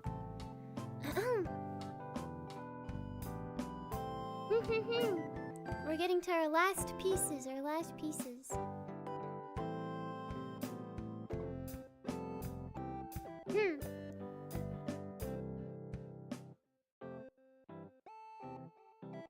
This one is: my friends are not very active in a group chat. Should I withdraw out of fear of being annoying, or should I keep posting and hoping that they'll engage with something sooner or later? No one ever has complained about being posting too much, really. Well, those complaining is not really an issue, but rather than hoping that they'll engage with random posting, you could do like, I don't know, like you could like try and engage one-on-one with someone, unless you feel really uncomfortable. But there should, like, I don't know, I feel like, does everyone have like someone that they're probably a little more close to in a group chat or something that they feel more comfortable engaging with because maybe they have the same hobbies as you or the same interests? You try engaging one-on-one and then slowly like planning events with more and more people and stuff like that and building it up.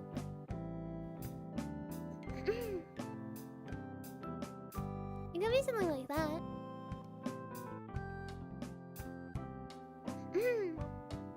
If this is like, if you're worried about being annoying and no one has said anything, people probably don't care. If anything, if it's like a Discord group chat or something, you probably post there and they probably like look at it and check it out, and then they just like don't really say anything. But I feel like if you're looking for people to engage with you need to like directly engage with them rather than shooting out in the dark something that's like completely off, I don't know, whatever, and hoping that something happens, you know? Like, you can't... Look, I think one thing that people need to learn is that they can't, like, expect something to just happen without, like, you know, expressing it, in a sense. I feel like a lot of people kind of just, like, get frustrated, like, oh, I really want this thing to happen. Sigh. It's like, that's not really how it works because other people don't understand your expectations because they're not you. And like, you're setting yourself up for false expectations and getting upset because it never follows through. And then that's it. Like, it doesn't work because you're setting up expectations and they're failing without communicating them. And then you're just upset about it in the end because you're like, oh, why didn't it happen? You gotta be proactive, pal.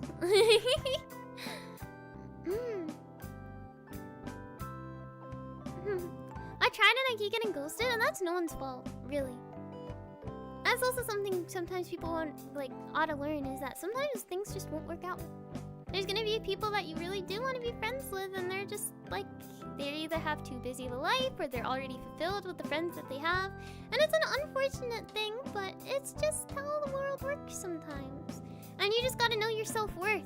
You gotta be like, well, they don't want to be friends with me and I'm putting a lot of effort into this and they aren't, so I'll take my efforts somewhere else.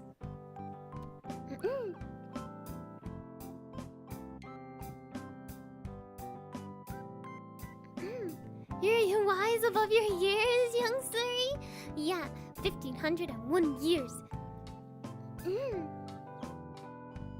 No, girls will just forget to text them. Exactly, and some people are just sucky at responding with things, and that's not really like... You know, something I learned is that there's gonna be people out there that like have the same hobbies as you and like seem like the perfect person to be friends with for you. But then there's just gonna be certain things you guys just like aren't on the same page about. And that just kind of implicates that like either someone has to forcefully change to meet those, and then sometimes they're just not the right friend for you, and that's no one's fault. It's not like you suck, you suck. They don't want to be friends with you because you suck and everything. Sometimes you're just not built for them, you know? Just be like that. And that's okay. If someone like really needs you to respond all the time so they can be friends with you, and they hate not knowing what you're doing all the time, and they're like, they constantly want to text you, and you not responding makes them upset and whatnot because you're not really great at responding or something, then like, you know, you're probably just not the correct friend with them, because that's how you function, and if that's something you don't want to change and that you're comfortable with, well, they can't force you to change, and on their behalf, they have the right to be upset because they're putting a lot of energy into reaching out to you. But they can't... Like, you guys have something to both be upset about, but you're not wrong. You know?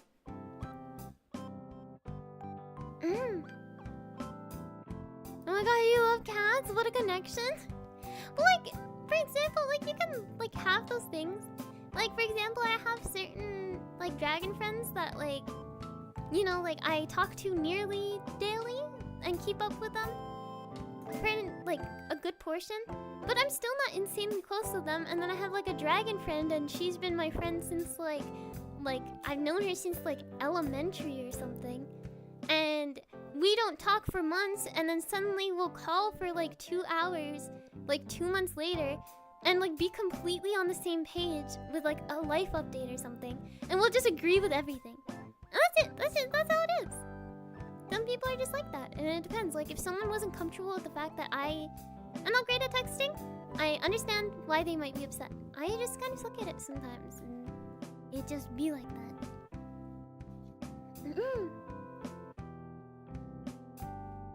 That's just possessiveness.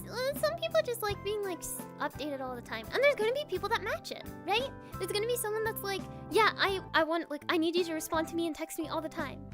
And there's gonna be someone that's like, yeah, I'll respond and text all the time. And if that's their friendship, that's great. And there's gonna be people like, hi, it's been a bit. Anyways, see you in 3 months. It's like, it's just like that, and that's fine.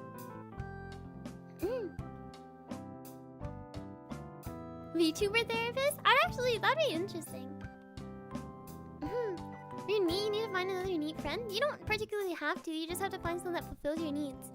Like, for example, I'm like pretty closed in, but like some of my friends are super social, and they feed me information. They feed me like random stories and stuff that entertain me, because I hate engaging with like big groups and like drama and stuff. I get stressed out too easily. But some of my dragon friends are like, love the party life and stuff like that, and like just constantly need to engage with that, and they love it, and they're happy doing that. Even if it stresses them out, they think it's a good trade-off. And I'm like, well, that's always good for you. Anyways, I'm not gonna do that, but have fun. I was good to say hi again. Good night, y'all. Good night. Good night. Good night. But you know, that's how it be. You just gotta find someone that matches what you need, and you match what they need at the same time.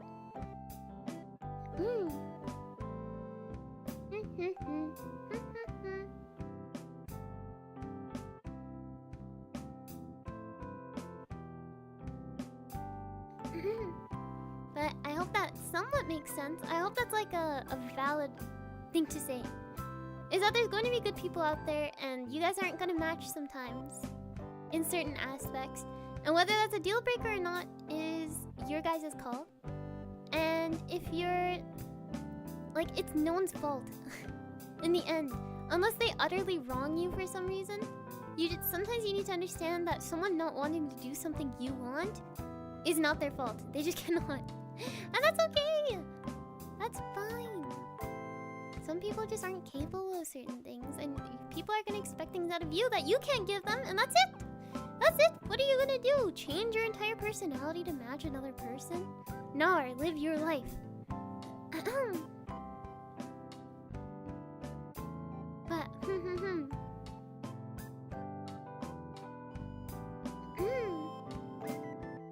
no. Prioritize yourself, but do not take anger out on people that do not deserve it, you know? Like, even if you're upset about something, always taking a second to think, like, did this person do this to me intentionally? If it wasn't intentional, then like what are you gonna do? You can be upset about it and accept that you can be upset about it.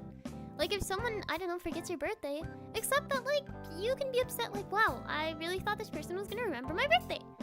And then if they don't, well, like, what are you gonna do? Unless they intentionally were like, oh, I just didn't want to show up to your birthday party. But like some people are forgetful. What is it? Love yourself now. You should love yourself now.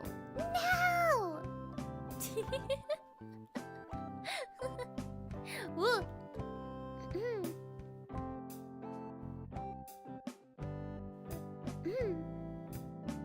Alright, what was this one?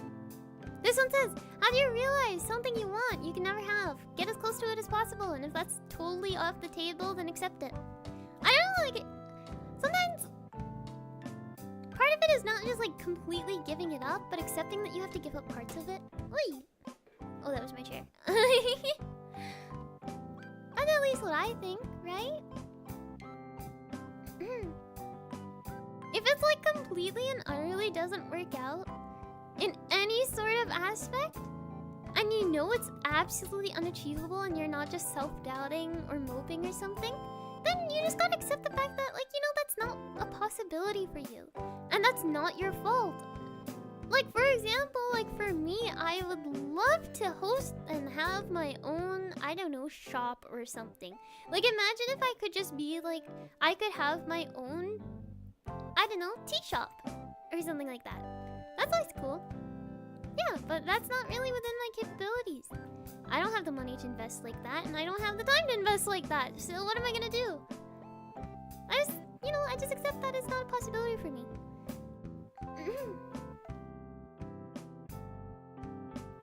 It's not worth beating yourself up about it if it's genuinely something out of your control. It's what I've learned a lot of the time.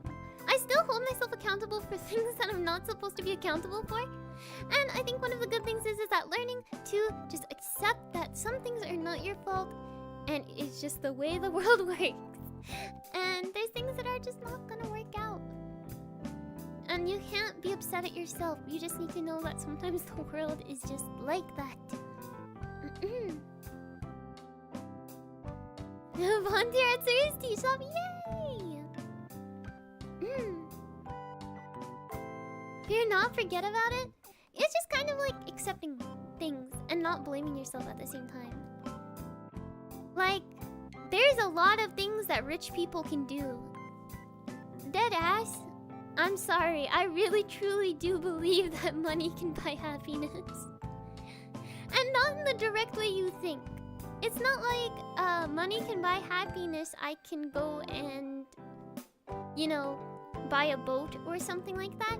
But it's a money can buy happiness as in I can make my family and friends and people in the world less stressed because I have wealth to distribute. I can like cover, like, you know, I could comfortably cover tuition. Or I could comfortably cover housing costs or groceries and all that kind of stuff. But, but you know, I know that I do have to get a job. And I do have to work at some point in my life. Other than this job, but this is like a very fun job. Buys the tools for you to find happiness, exactly. And, you know, but I've accepted that I do have to bust my ass at some point. No. Then Garrett, do you have any we can help? Whoa. Is it because like, oh, it's because of my arm. I was like, why am I floating? So I keep accidentally blocking the tracker. But like, it just, you know, I know I don't have that luxury. That's fine. Like, in a sense, money can relieve a lot of stress. And if I had a lot of stress relieved, I'd be very happy. And that's like, you know, I kind of think of it as happiness being a lack of stress. It's like heat. Cold is not gaining cold. Cold is a loss of heat. Happiness is not particularly being like technically quote-unquote happy. It's being like fulfilled in other areas of your life. Like, at least in my opinion, it's the lack of stress and being fulfilled. That's at least my thing. So just know that don't blame yourself for things that aren't your fault. You can't blame yourself for things that don't go your way. If something truly requires you to have $1 trillion bazillion for you to do what you want to do, unfortunately, unless you do have $1 trillion bajillion, that is going to be difficult.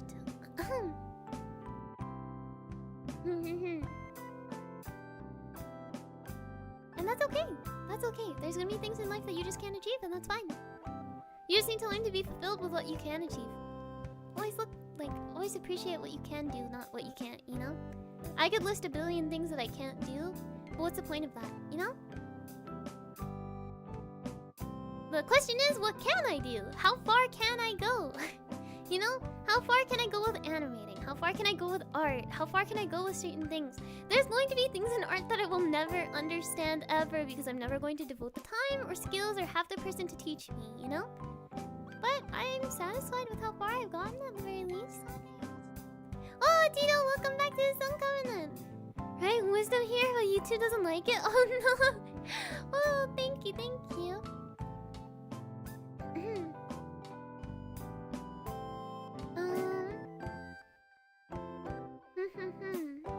Okay, this one says, I'm currently taking an online exam while watching your stream. Should I stop?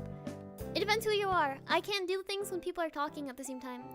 If you're one of those people, probably right now is not the perfect time for you to be watching. But if you're the type of person that can listen to things while also doing an exam, you know what? By all means, go at it. As long as it's not gonna detriment you.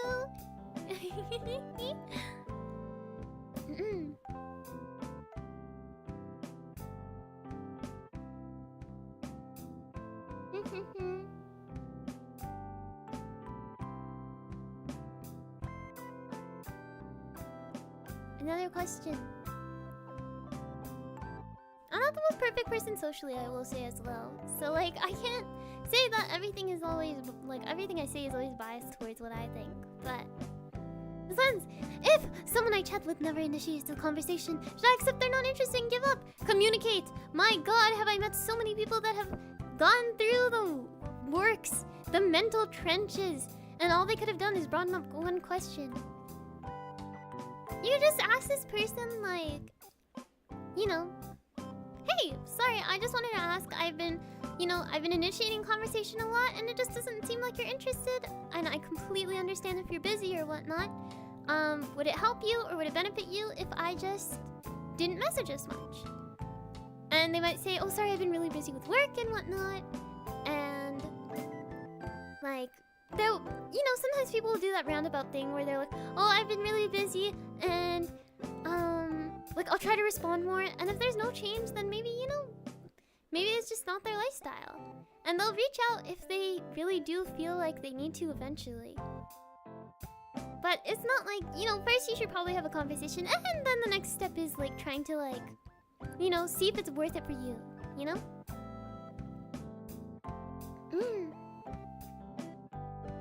Like, some people are fulfilled in the friendships they have already. You know? People never initiate out of busyness or annoyance? Well, some people do, and then some people, like, are just not the type to initiate conversations. But they do like talking, you know? Or they just don't have the time at the current moment. Like, if they're responding to you, then that's always a good thing. That's a sign that they actually find, like, time to respond. If they're not responding at all and you're just sending messages to someone who's never going to interact back or something like that, then it's probably time to pack things up, right? Because they're genuinely just not engaging by any means.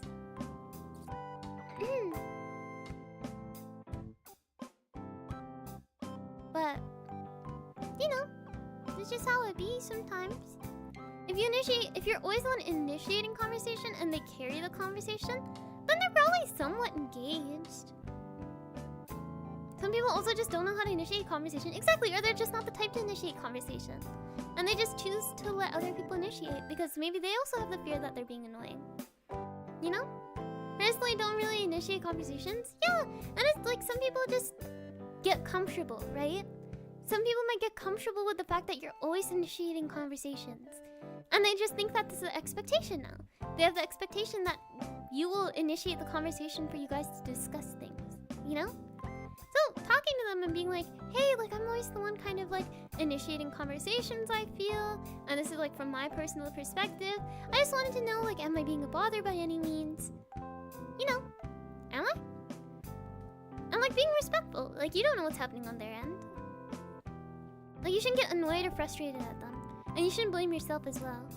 Some people are just either satisfied in life that they don't feel the need to, like, make more friends, or some people are just way too busy.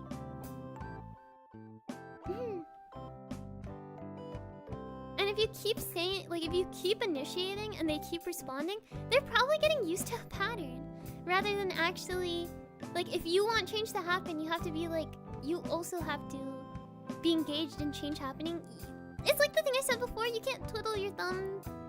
You can't twiddle your thumbs and be like, oh, I wish something would change eventually. Because now you're just playing RNG, right? You gotta be like, oh, well, hey, is now a good time? Am I being annoying by any means? I hope I'm not being a bother. And yay!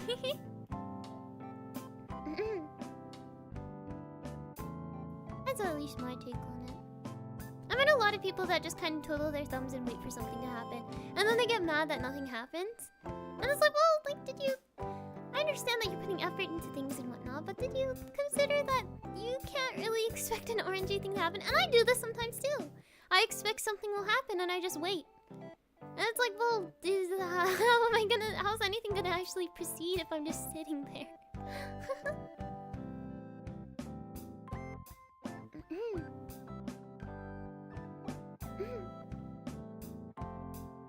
Oh my gosh. This question, I feel a lot. How do I focus on my work while still having time to appease my brain-rotted empty head? Freedom RNGesus? I don't agree completely, but this is how mature adults solve their problems talk? But no. There are a lot of adults out there that do not do that. That, like, twiddle their thumbs and wait for things to happen. I've met a lot of those kinds of people. It's just like, it's a weird phenomenon of just like people like being like, I will sit here and wait for the rain to happen. It's like, rain. Well, the thing is, the rain is something you can't control because it's weather. But there's things you can control.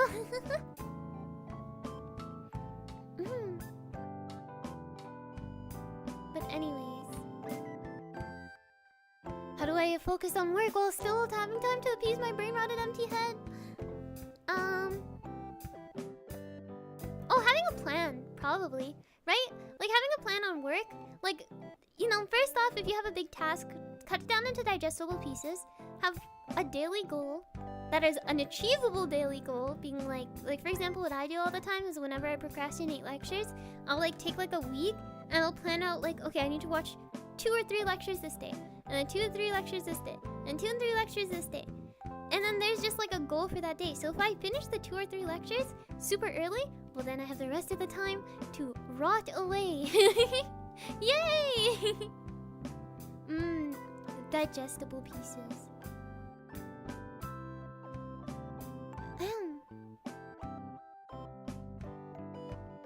But yeah. But then ever when you can just let things happen, that's okay if you're satisfied with that. But if you whine and bitch about it, then there's like, then that's not justified. If you're gonna like wait for something to happen, you can't get mad that it's not gonna happen. And I feel like a lot of people do that, where they're like, I'm going to wait for something to happen. And then they sit there and then they go like, duh, why isn't it happening? You know. You can't just wait for it to happen and then be mad that it's not happening instantly. You know? So the only time that's viable waiting for something to happen is when you're completely and utterly fine that it's not happening. Like, you know, I'm not completely and utterly upset that I'm not a billionaire. So I'm okay with waiting and sitting if one day I just become a billionaire suddenly. You know? But if I like think about, oh, like I really wish I was a billionaire, and then I just sit there and I go, ah, I can't believe I'm not a billionaire in this very moment, in this very, like, minute. I'm like, what the fuck? God damn.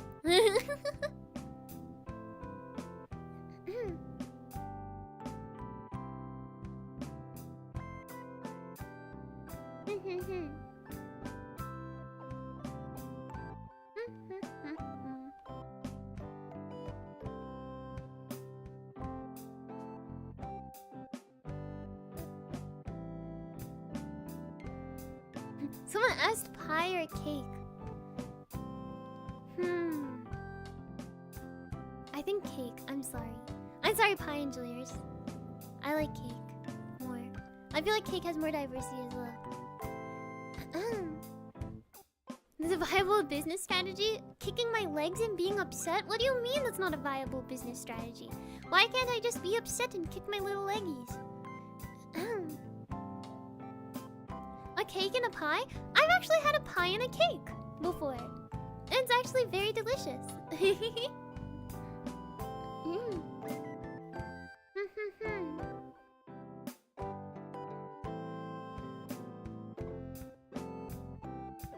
What's sorcery?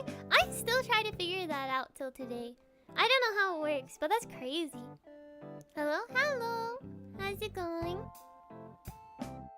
Pie crust is dry. Are you guys the type of people to not eat your crusts? I know a handful of people that don't like eating their crusts. You, sir, must eat your crusts, coward.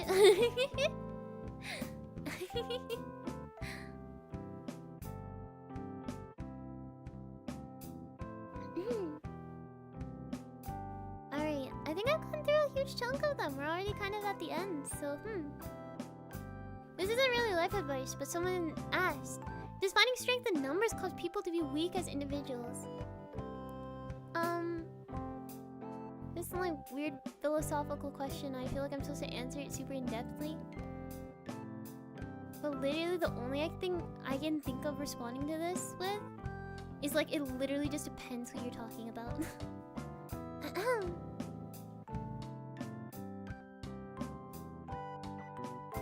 That was me? With this one? I don't really know if this counts as life advice, but I feel like this is like it really depends what you're talking about.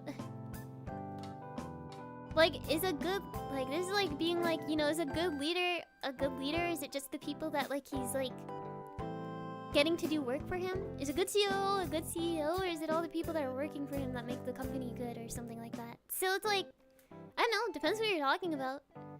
It would like require like, you know, like there could be like, you know, no correlation chart. Like there could be things where like there will be people that are weaker because they'll just rely on other people, but then there's people that are stronger because like they know how to do everything, they just don't have the time to do everything themselves. So what?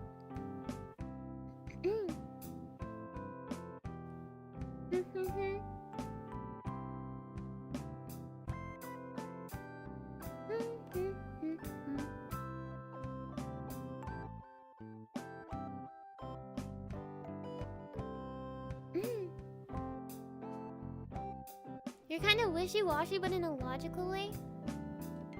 Well, I think being very straight put and not believing in possible percent chances is a poor way of thinking.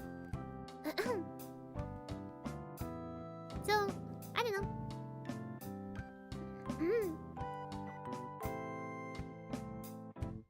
Like, what if I truly don't believe I'll never be a billionaire ever? You know? If I truly think that I'll never become a good artist ever, well, then I'm just gonna throw away all my thoughts. I'm not gonna think that I'm gonna become the best artist in the world, but like, I'll just do what I can. You know?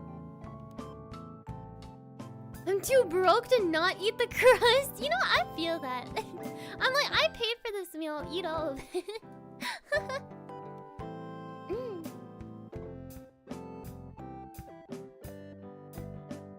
Let's make sure to stay on topic, by the way. Wow. Want to bet on something? Fair enough. If you do everything you can, things will work out well. I do not believe that. And I think that's a good thing not to believe. The just world system is so poor, and a lot of people believe in the just world system. Damn, I'm sorry. Maybe I'm coming off a little too harsh. But genuinely, like, you can be a good person and bad stuff will happen to you.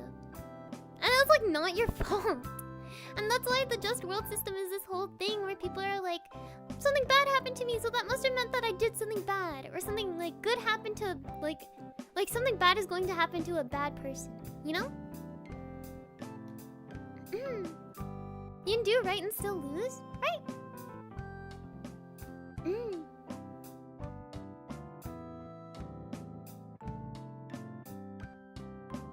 Yeah, so you can get through it, I guess. Sometimes it will be hard to accept, and that's fine.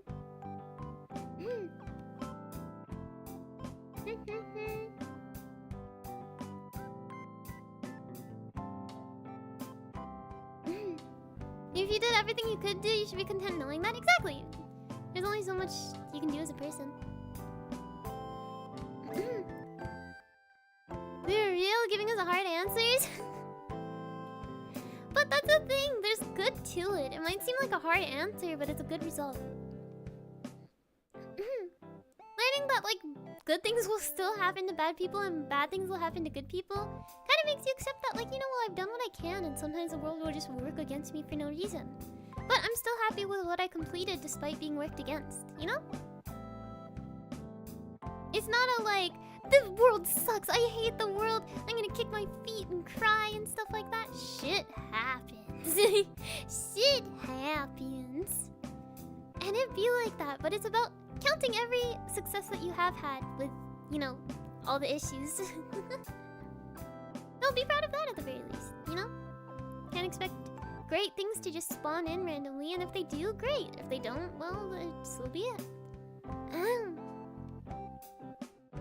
It is what it is! Exactly! That's the catchphrase. It is what it is.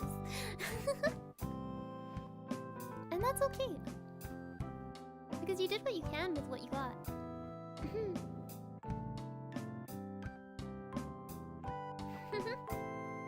I'm suffering from something called chronic goobism for the most part. I'm fine, but I don't feel like I'm getting enough sleep. Any advice? Now, there's this amazing feature called VODs. Now, this amazing feature is that it takes a live stream and caches in all the moments that happen during the live stream into a video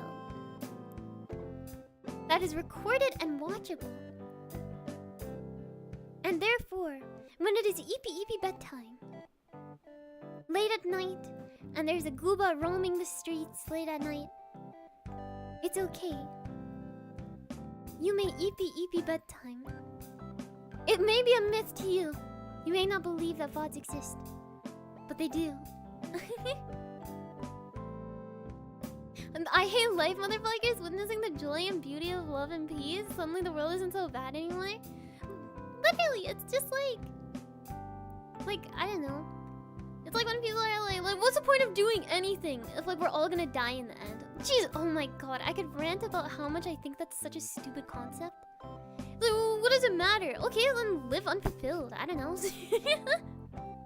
Like, I don't know what to tell you, pal. Like,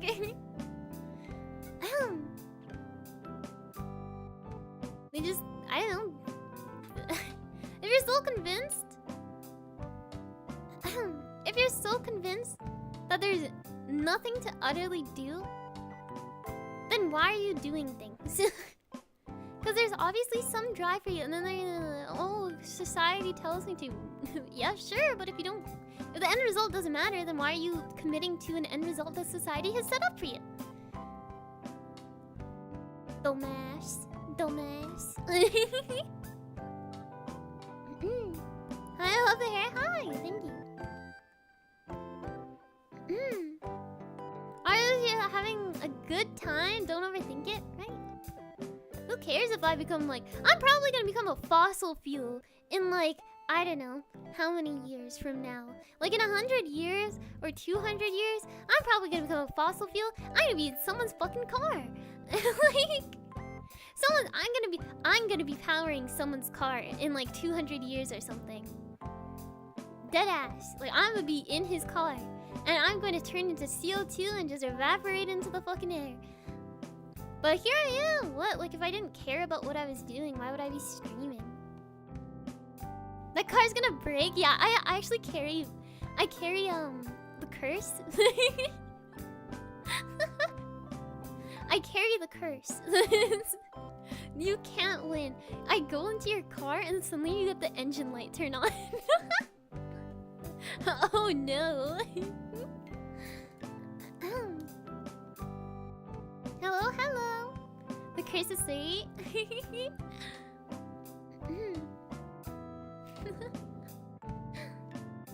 No question, I just want to say how much I appreciate you, all the hard work you do this really inspire me to be better. Thank you. I'm always very flattered when people are like, you inspire me to do things, like anything. Anything good, of course. If they're like, you inspire me to gamble. Okay, wait.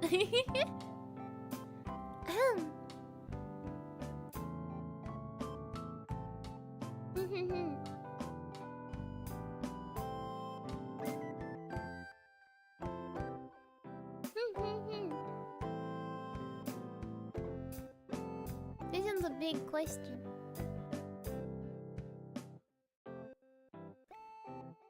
Okay, last minute entry.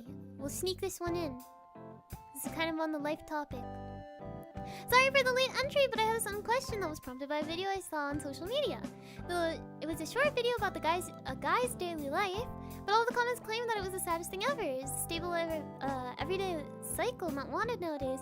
I value general satisfaction, chasing potential out of reach dreams, over chasing potentially out of reach dreams. So I may be a bit jaded on this topic. It's literally your own personal fulfillment. Some people, like, if that person felt unfulfilled, then they should pursue more. I think this thought of needing to be in an everyday cycle is not viable. I think the thought of having an everyday cycle also not being good is also unviable. It's like personal fulfillment, who cares? Internet be hating on anything, right? You inspire me to download Blue Archive? Oh god. Stiff petrol?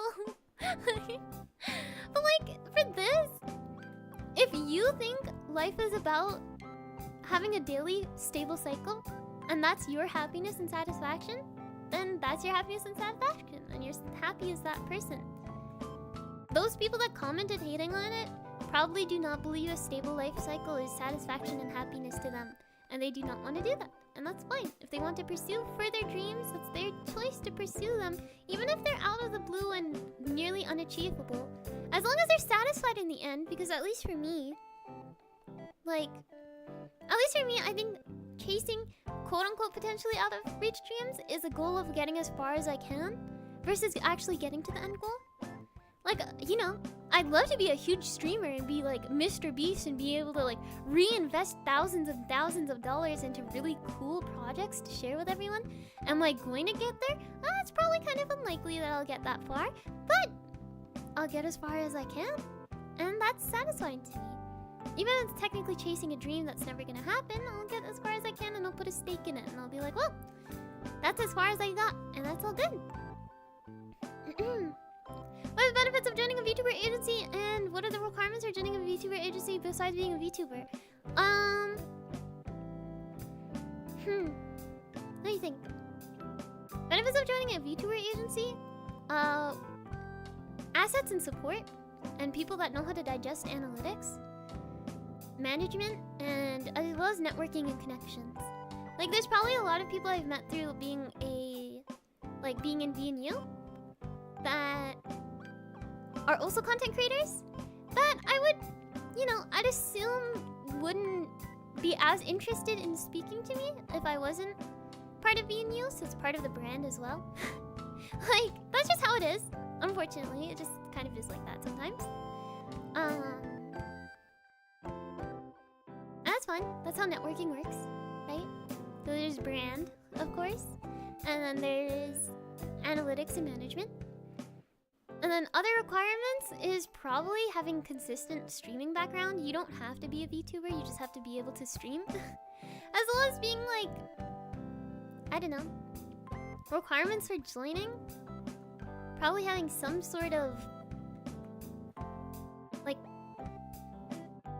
investable skill in a sense. Because I don't want to say like you have to be good at art or you have to be good at singing or something. Investable skill. You could also just be really good at like, there's like what is it, Uwu to Owo? like the laboratory VTuber guy. That's a fucking cool thing. You just have to be like one, like actually have a history of streaming. And then two, I think like presenting yourself as a good investment. So that like could mean anything, honestly. It's not particularly like it depends what agency you're applying for, but the requirements differ. And some requirements, like they might be looking for certain people in certain niches, and you need to be strong in a niche and have strong skills in that.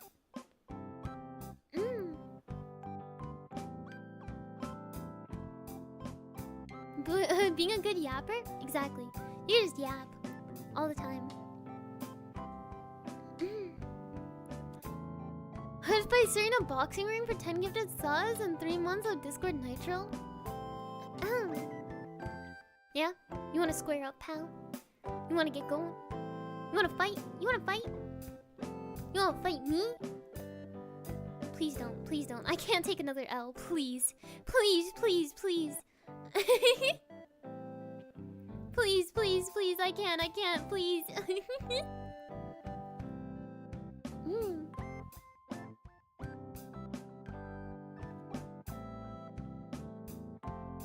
Anyways, I think that's practically it.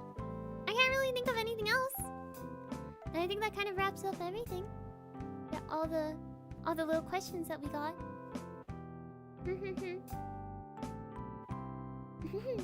You did about 2 hours and 20 minutes. Oh, wow, we actually ended a lot earlier than I thought. You can see me like dangling my leggy. You scratch your armpits? What a strange question. I was scratching the back of my arm. I'm like, sorry, I didn't know I had to like clarify that. Guys, like I'll announce it anytime next time. Like,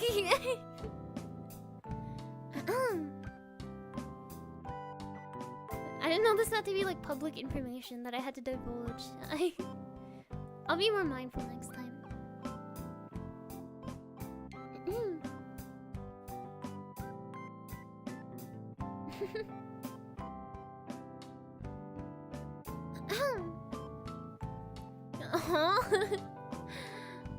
I don't know. Your pay is getting reduced for that, Suri? Oh, it's so over. Oh god, that was supposed to be members content only? Fuck. I'm sorry, don't look. Members content only. I would be charging for that. I ought to be. For free! For free!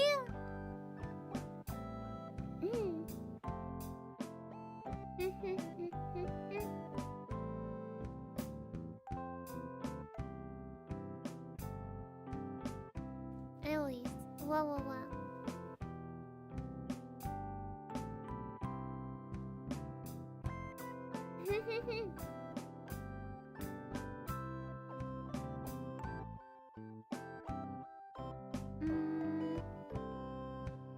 Alright, I think that covers everything for today. Oh no, my exclusivity! Man! I gotta put that like highest tier, tier 4, $400. 2 second clip.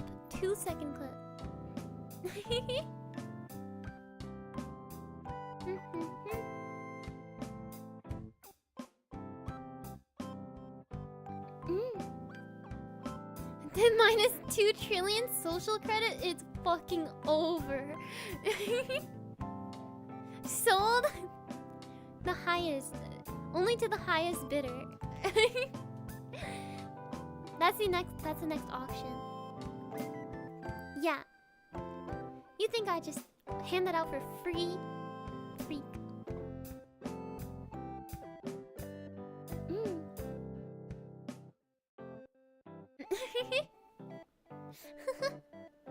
Auction 2 real? You guys, I know you guys like meme about the auction every so often, but was that actually something that we want to see in the future? Again? Because I feel bad. I feel like I should only do that for events, because then like, at least we're like waging at the same time as like, you know, the donathon goals at the same time as like the other stuff or whatnot. But it was so good. Was it actually enjoyable? Damn.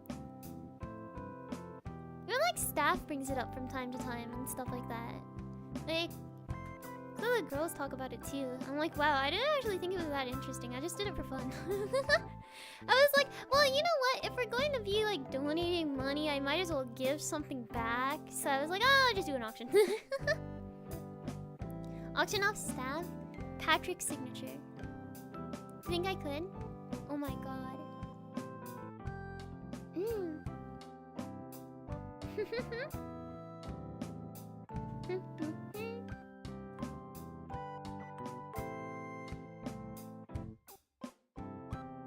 Alright. You jumping out of my chair like Joe Biden every time. Holy shit, holy shit.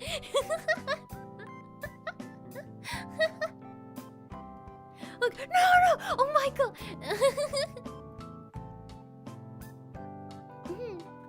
Blank checks with the signature? Oh yeah. Of course. I'll also his signature and also his bank information. I'll auction that off.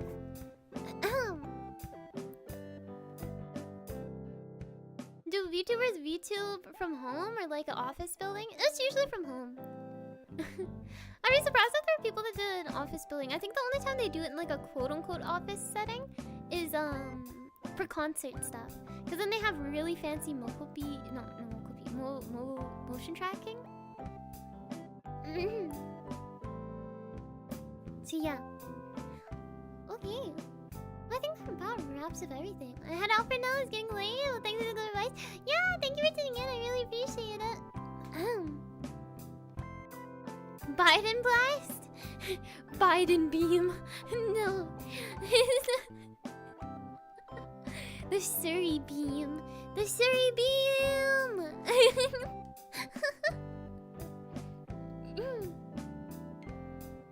What? Are we willing to help for 3D collabs? Oh yeah, like multiple people 3D collabs also like that. I absolve you of your sins.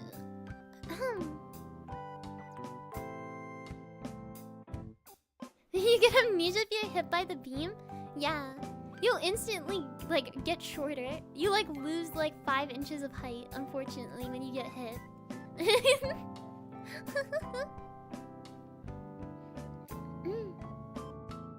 Anyways, is it hard being a VTuber? It can be stressful.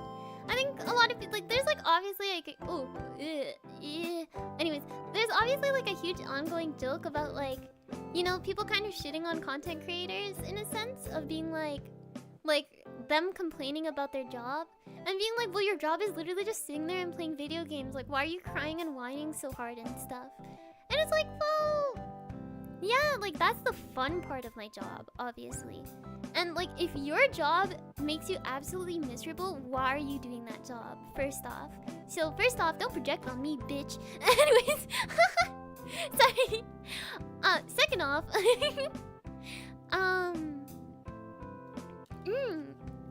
like, I'm sorry. I hate it when people are miserable and then project it on the other people. It's your fault. You're miserable, pal. Anyways, other thing is that there's a lot of things to stress about being a content creator. It's not particularly easy, but I will say, like, I'm very grateful because it's a very rare job to have. Yeah, this doesn't get set up on a silver platter, and I definitely had to work to get where I am. Ugh. But you know, I don't think one is above the other. I say hi. That's just hard. Like the editing, the planning, the money, the investment. It's like any other business. It's like a like it's your own business, you know. And then also, like, you have to keep up with, like, trends. And then as well as, like, it is, like, mentally tolling to think about numbers. And thankfully, I'm a little more lenient and I don't really, like, stress too much about numbers and stuff like that. And whatnot. I do, like, sometimes it does get to me. And I'm like, oh, like, what am I doing wrong? Like, what can I improve on? Like, all those kind of things. And that can be stressful. You're constantly comparing yourself to your peers, you know? There's all that kind of stuff. And that can be stressful, and that can be mentally tolling. And that's why a lot of like content creators go on hiatus or everything like that, because they need like space to be like not thinking about numbers and all that crap. So it can be tolling. It's not easy, it's not free per se. Like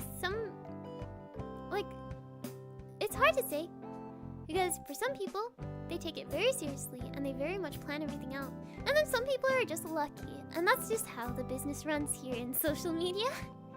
Is that sometimes people are just lucky for being lucky, and then some people bust their fucking ass to get where they got. So I don't know what to tell you. Well, just leave, take a walk outside. As sunshine would remove 90% of that stress. About numbers and stuff?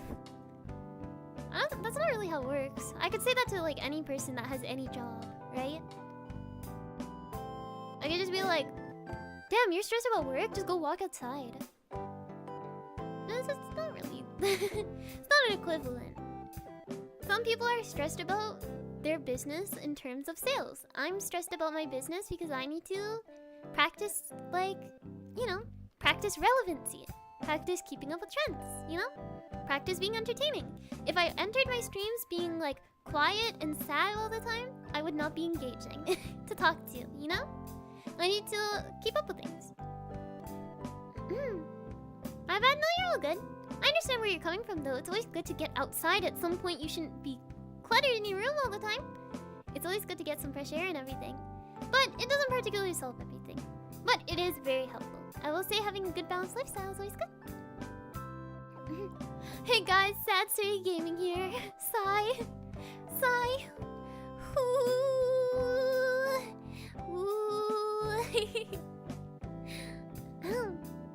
I forget how to...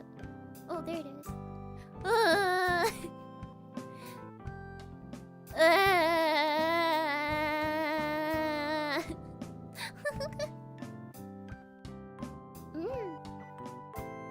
Emo Suri arc? So true.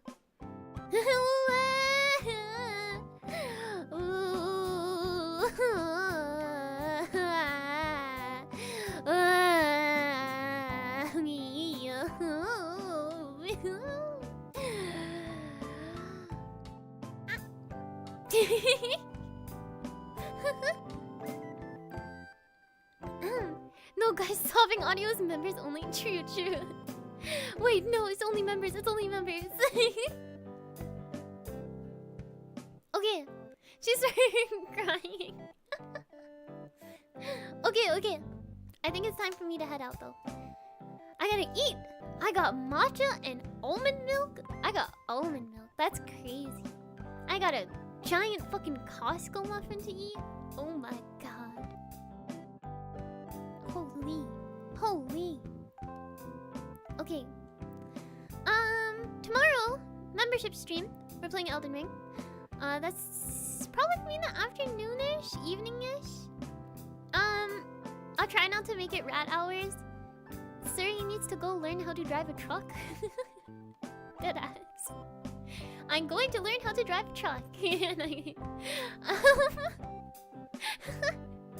What? I'm serious.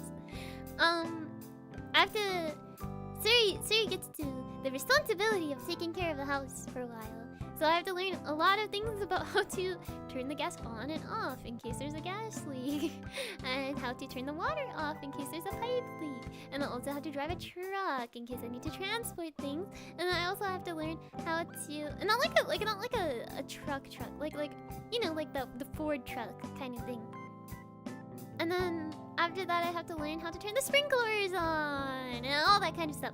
So I get the pleasure of being in like the dad training grounds for a bit. So I'm gonna become the best dad you've ever seen in your life, pal, son. It's okay, son. Come here. It's okay. You've done good today, son.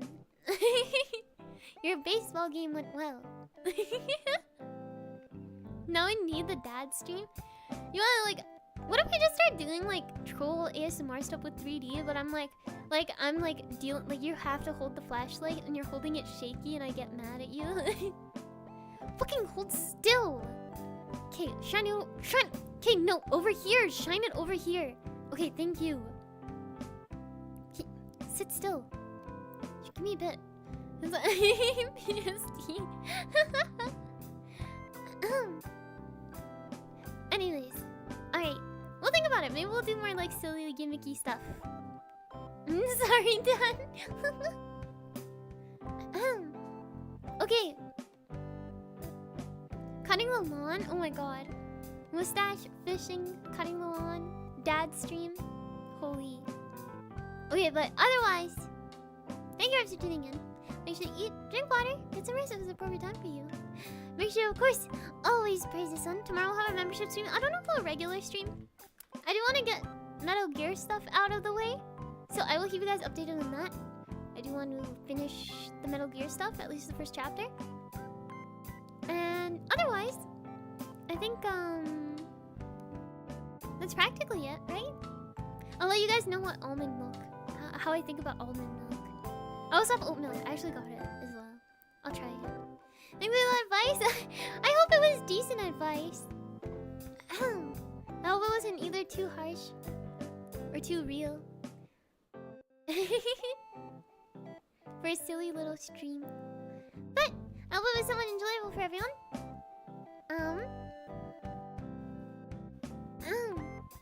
Thank you for tuning in. Make sure you drink water. Get some rest if it's appropriate time for you. Make sure to, of course, always praise the sun. And thank you for tuning in to this 3D stream. I very much appreciate it. Make sure to take care. And bye bye. Bye bye bye bye. Bye bye bye bye Goobers. Bye bye Goobers. Bye bye bye bye.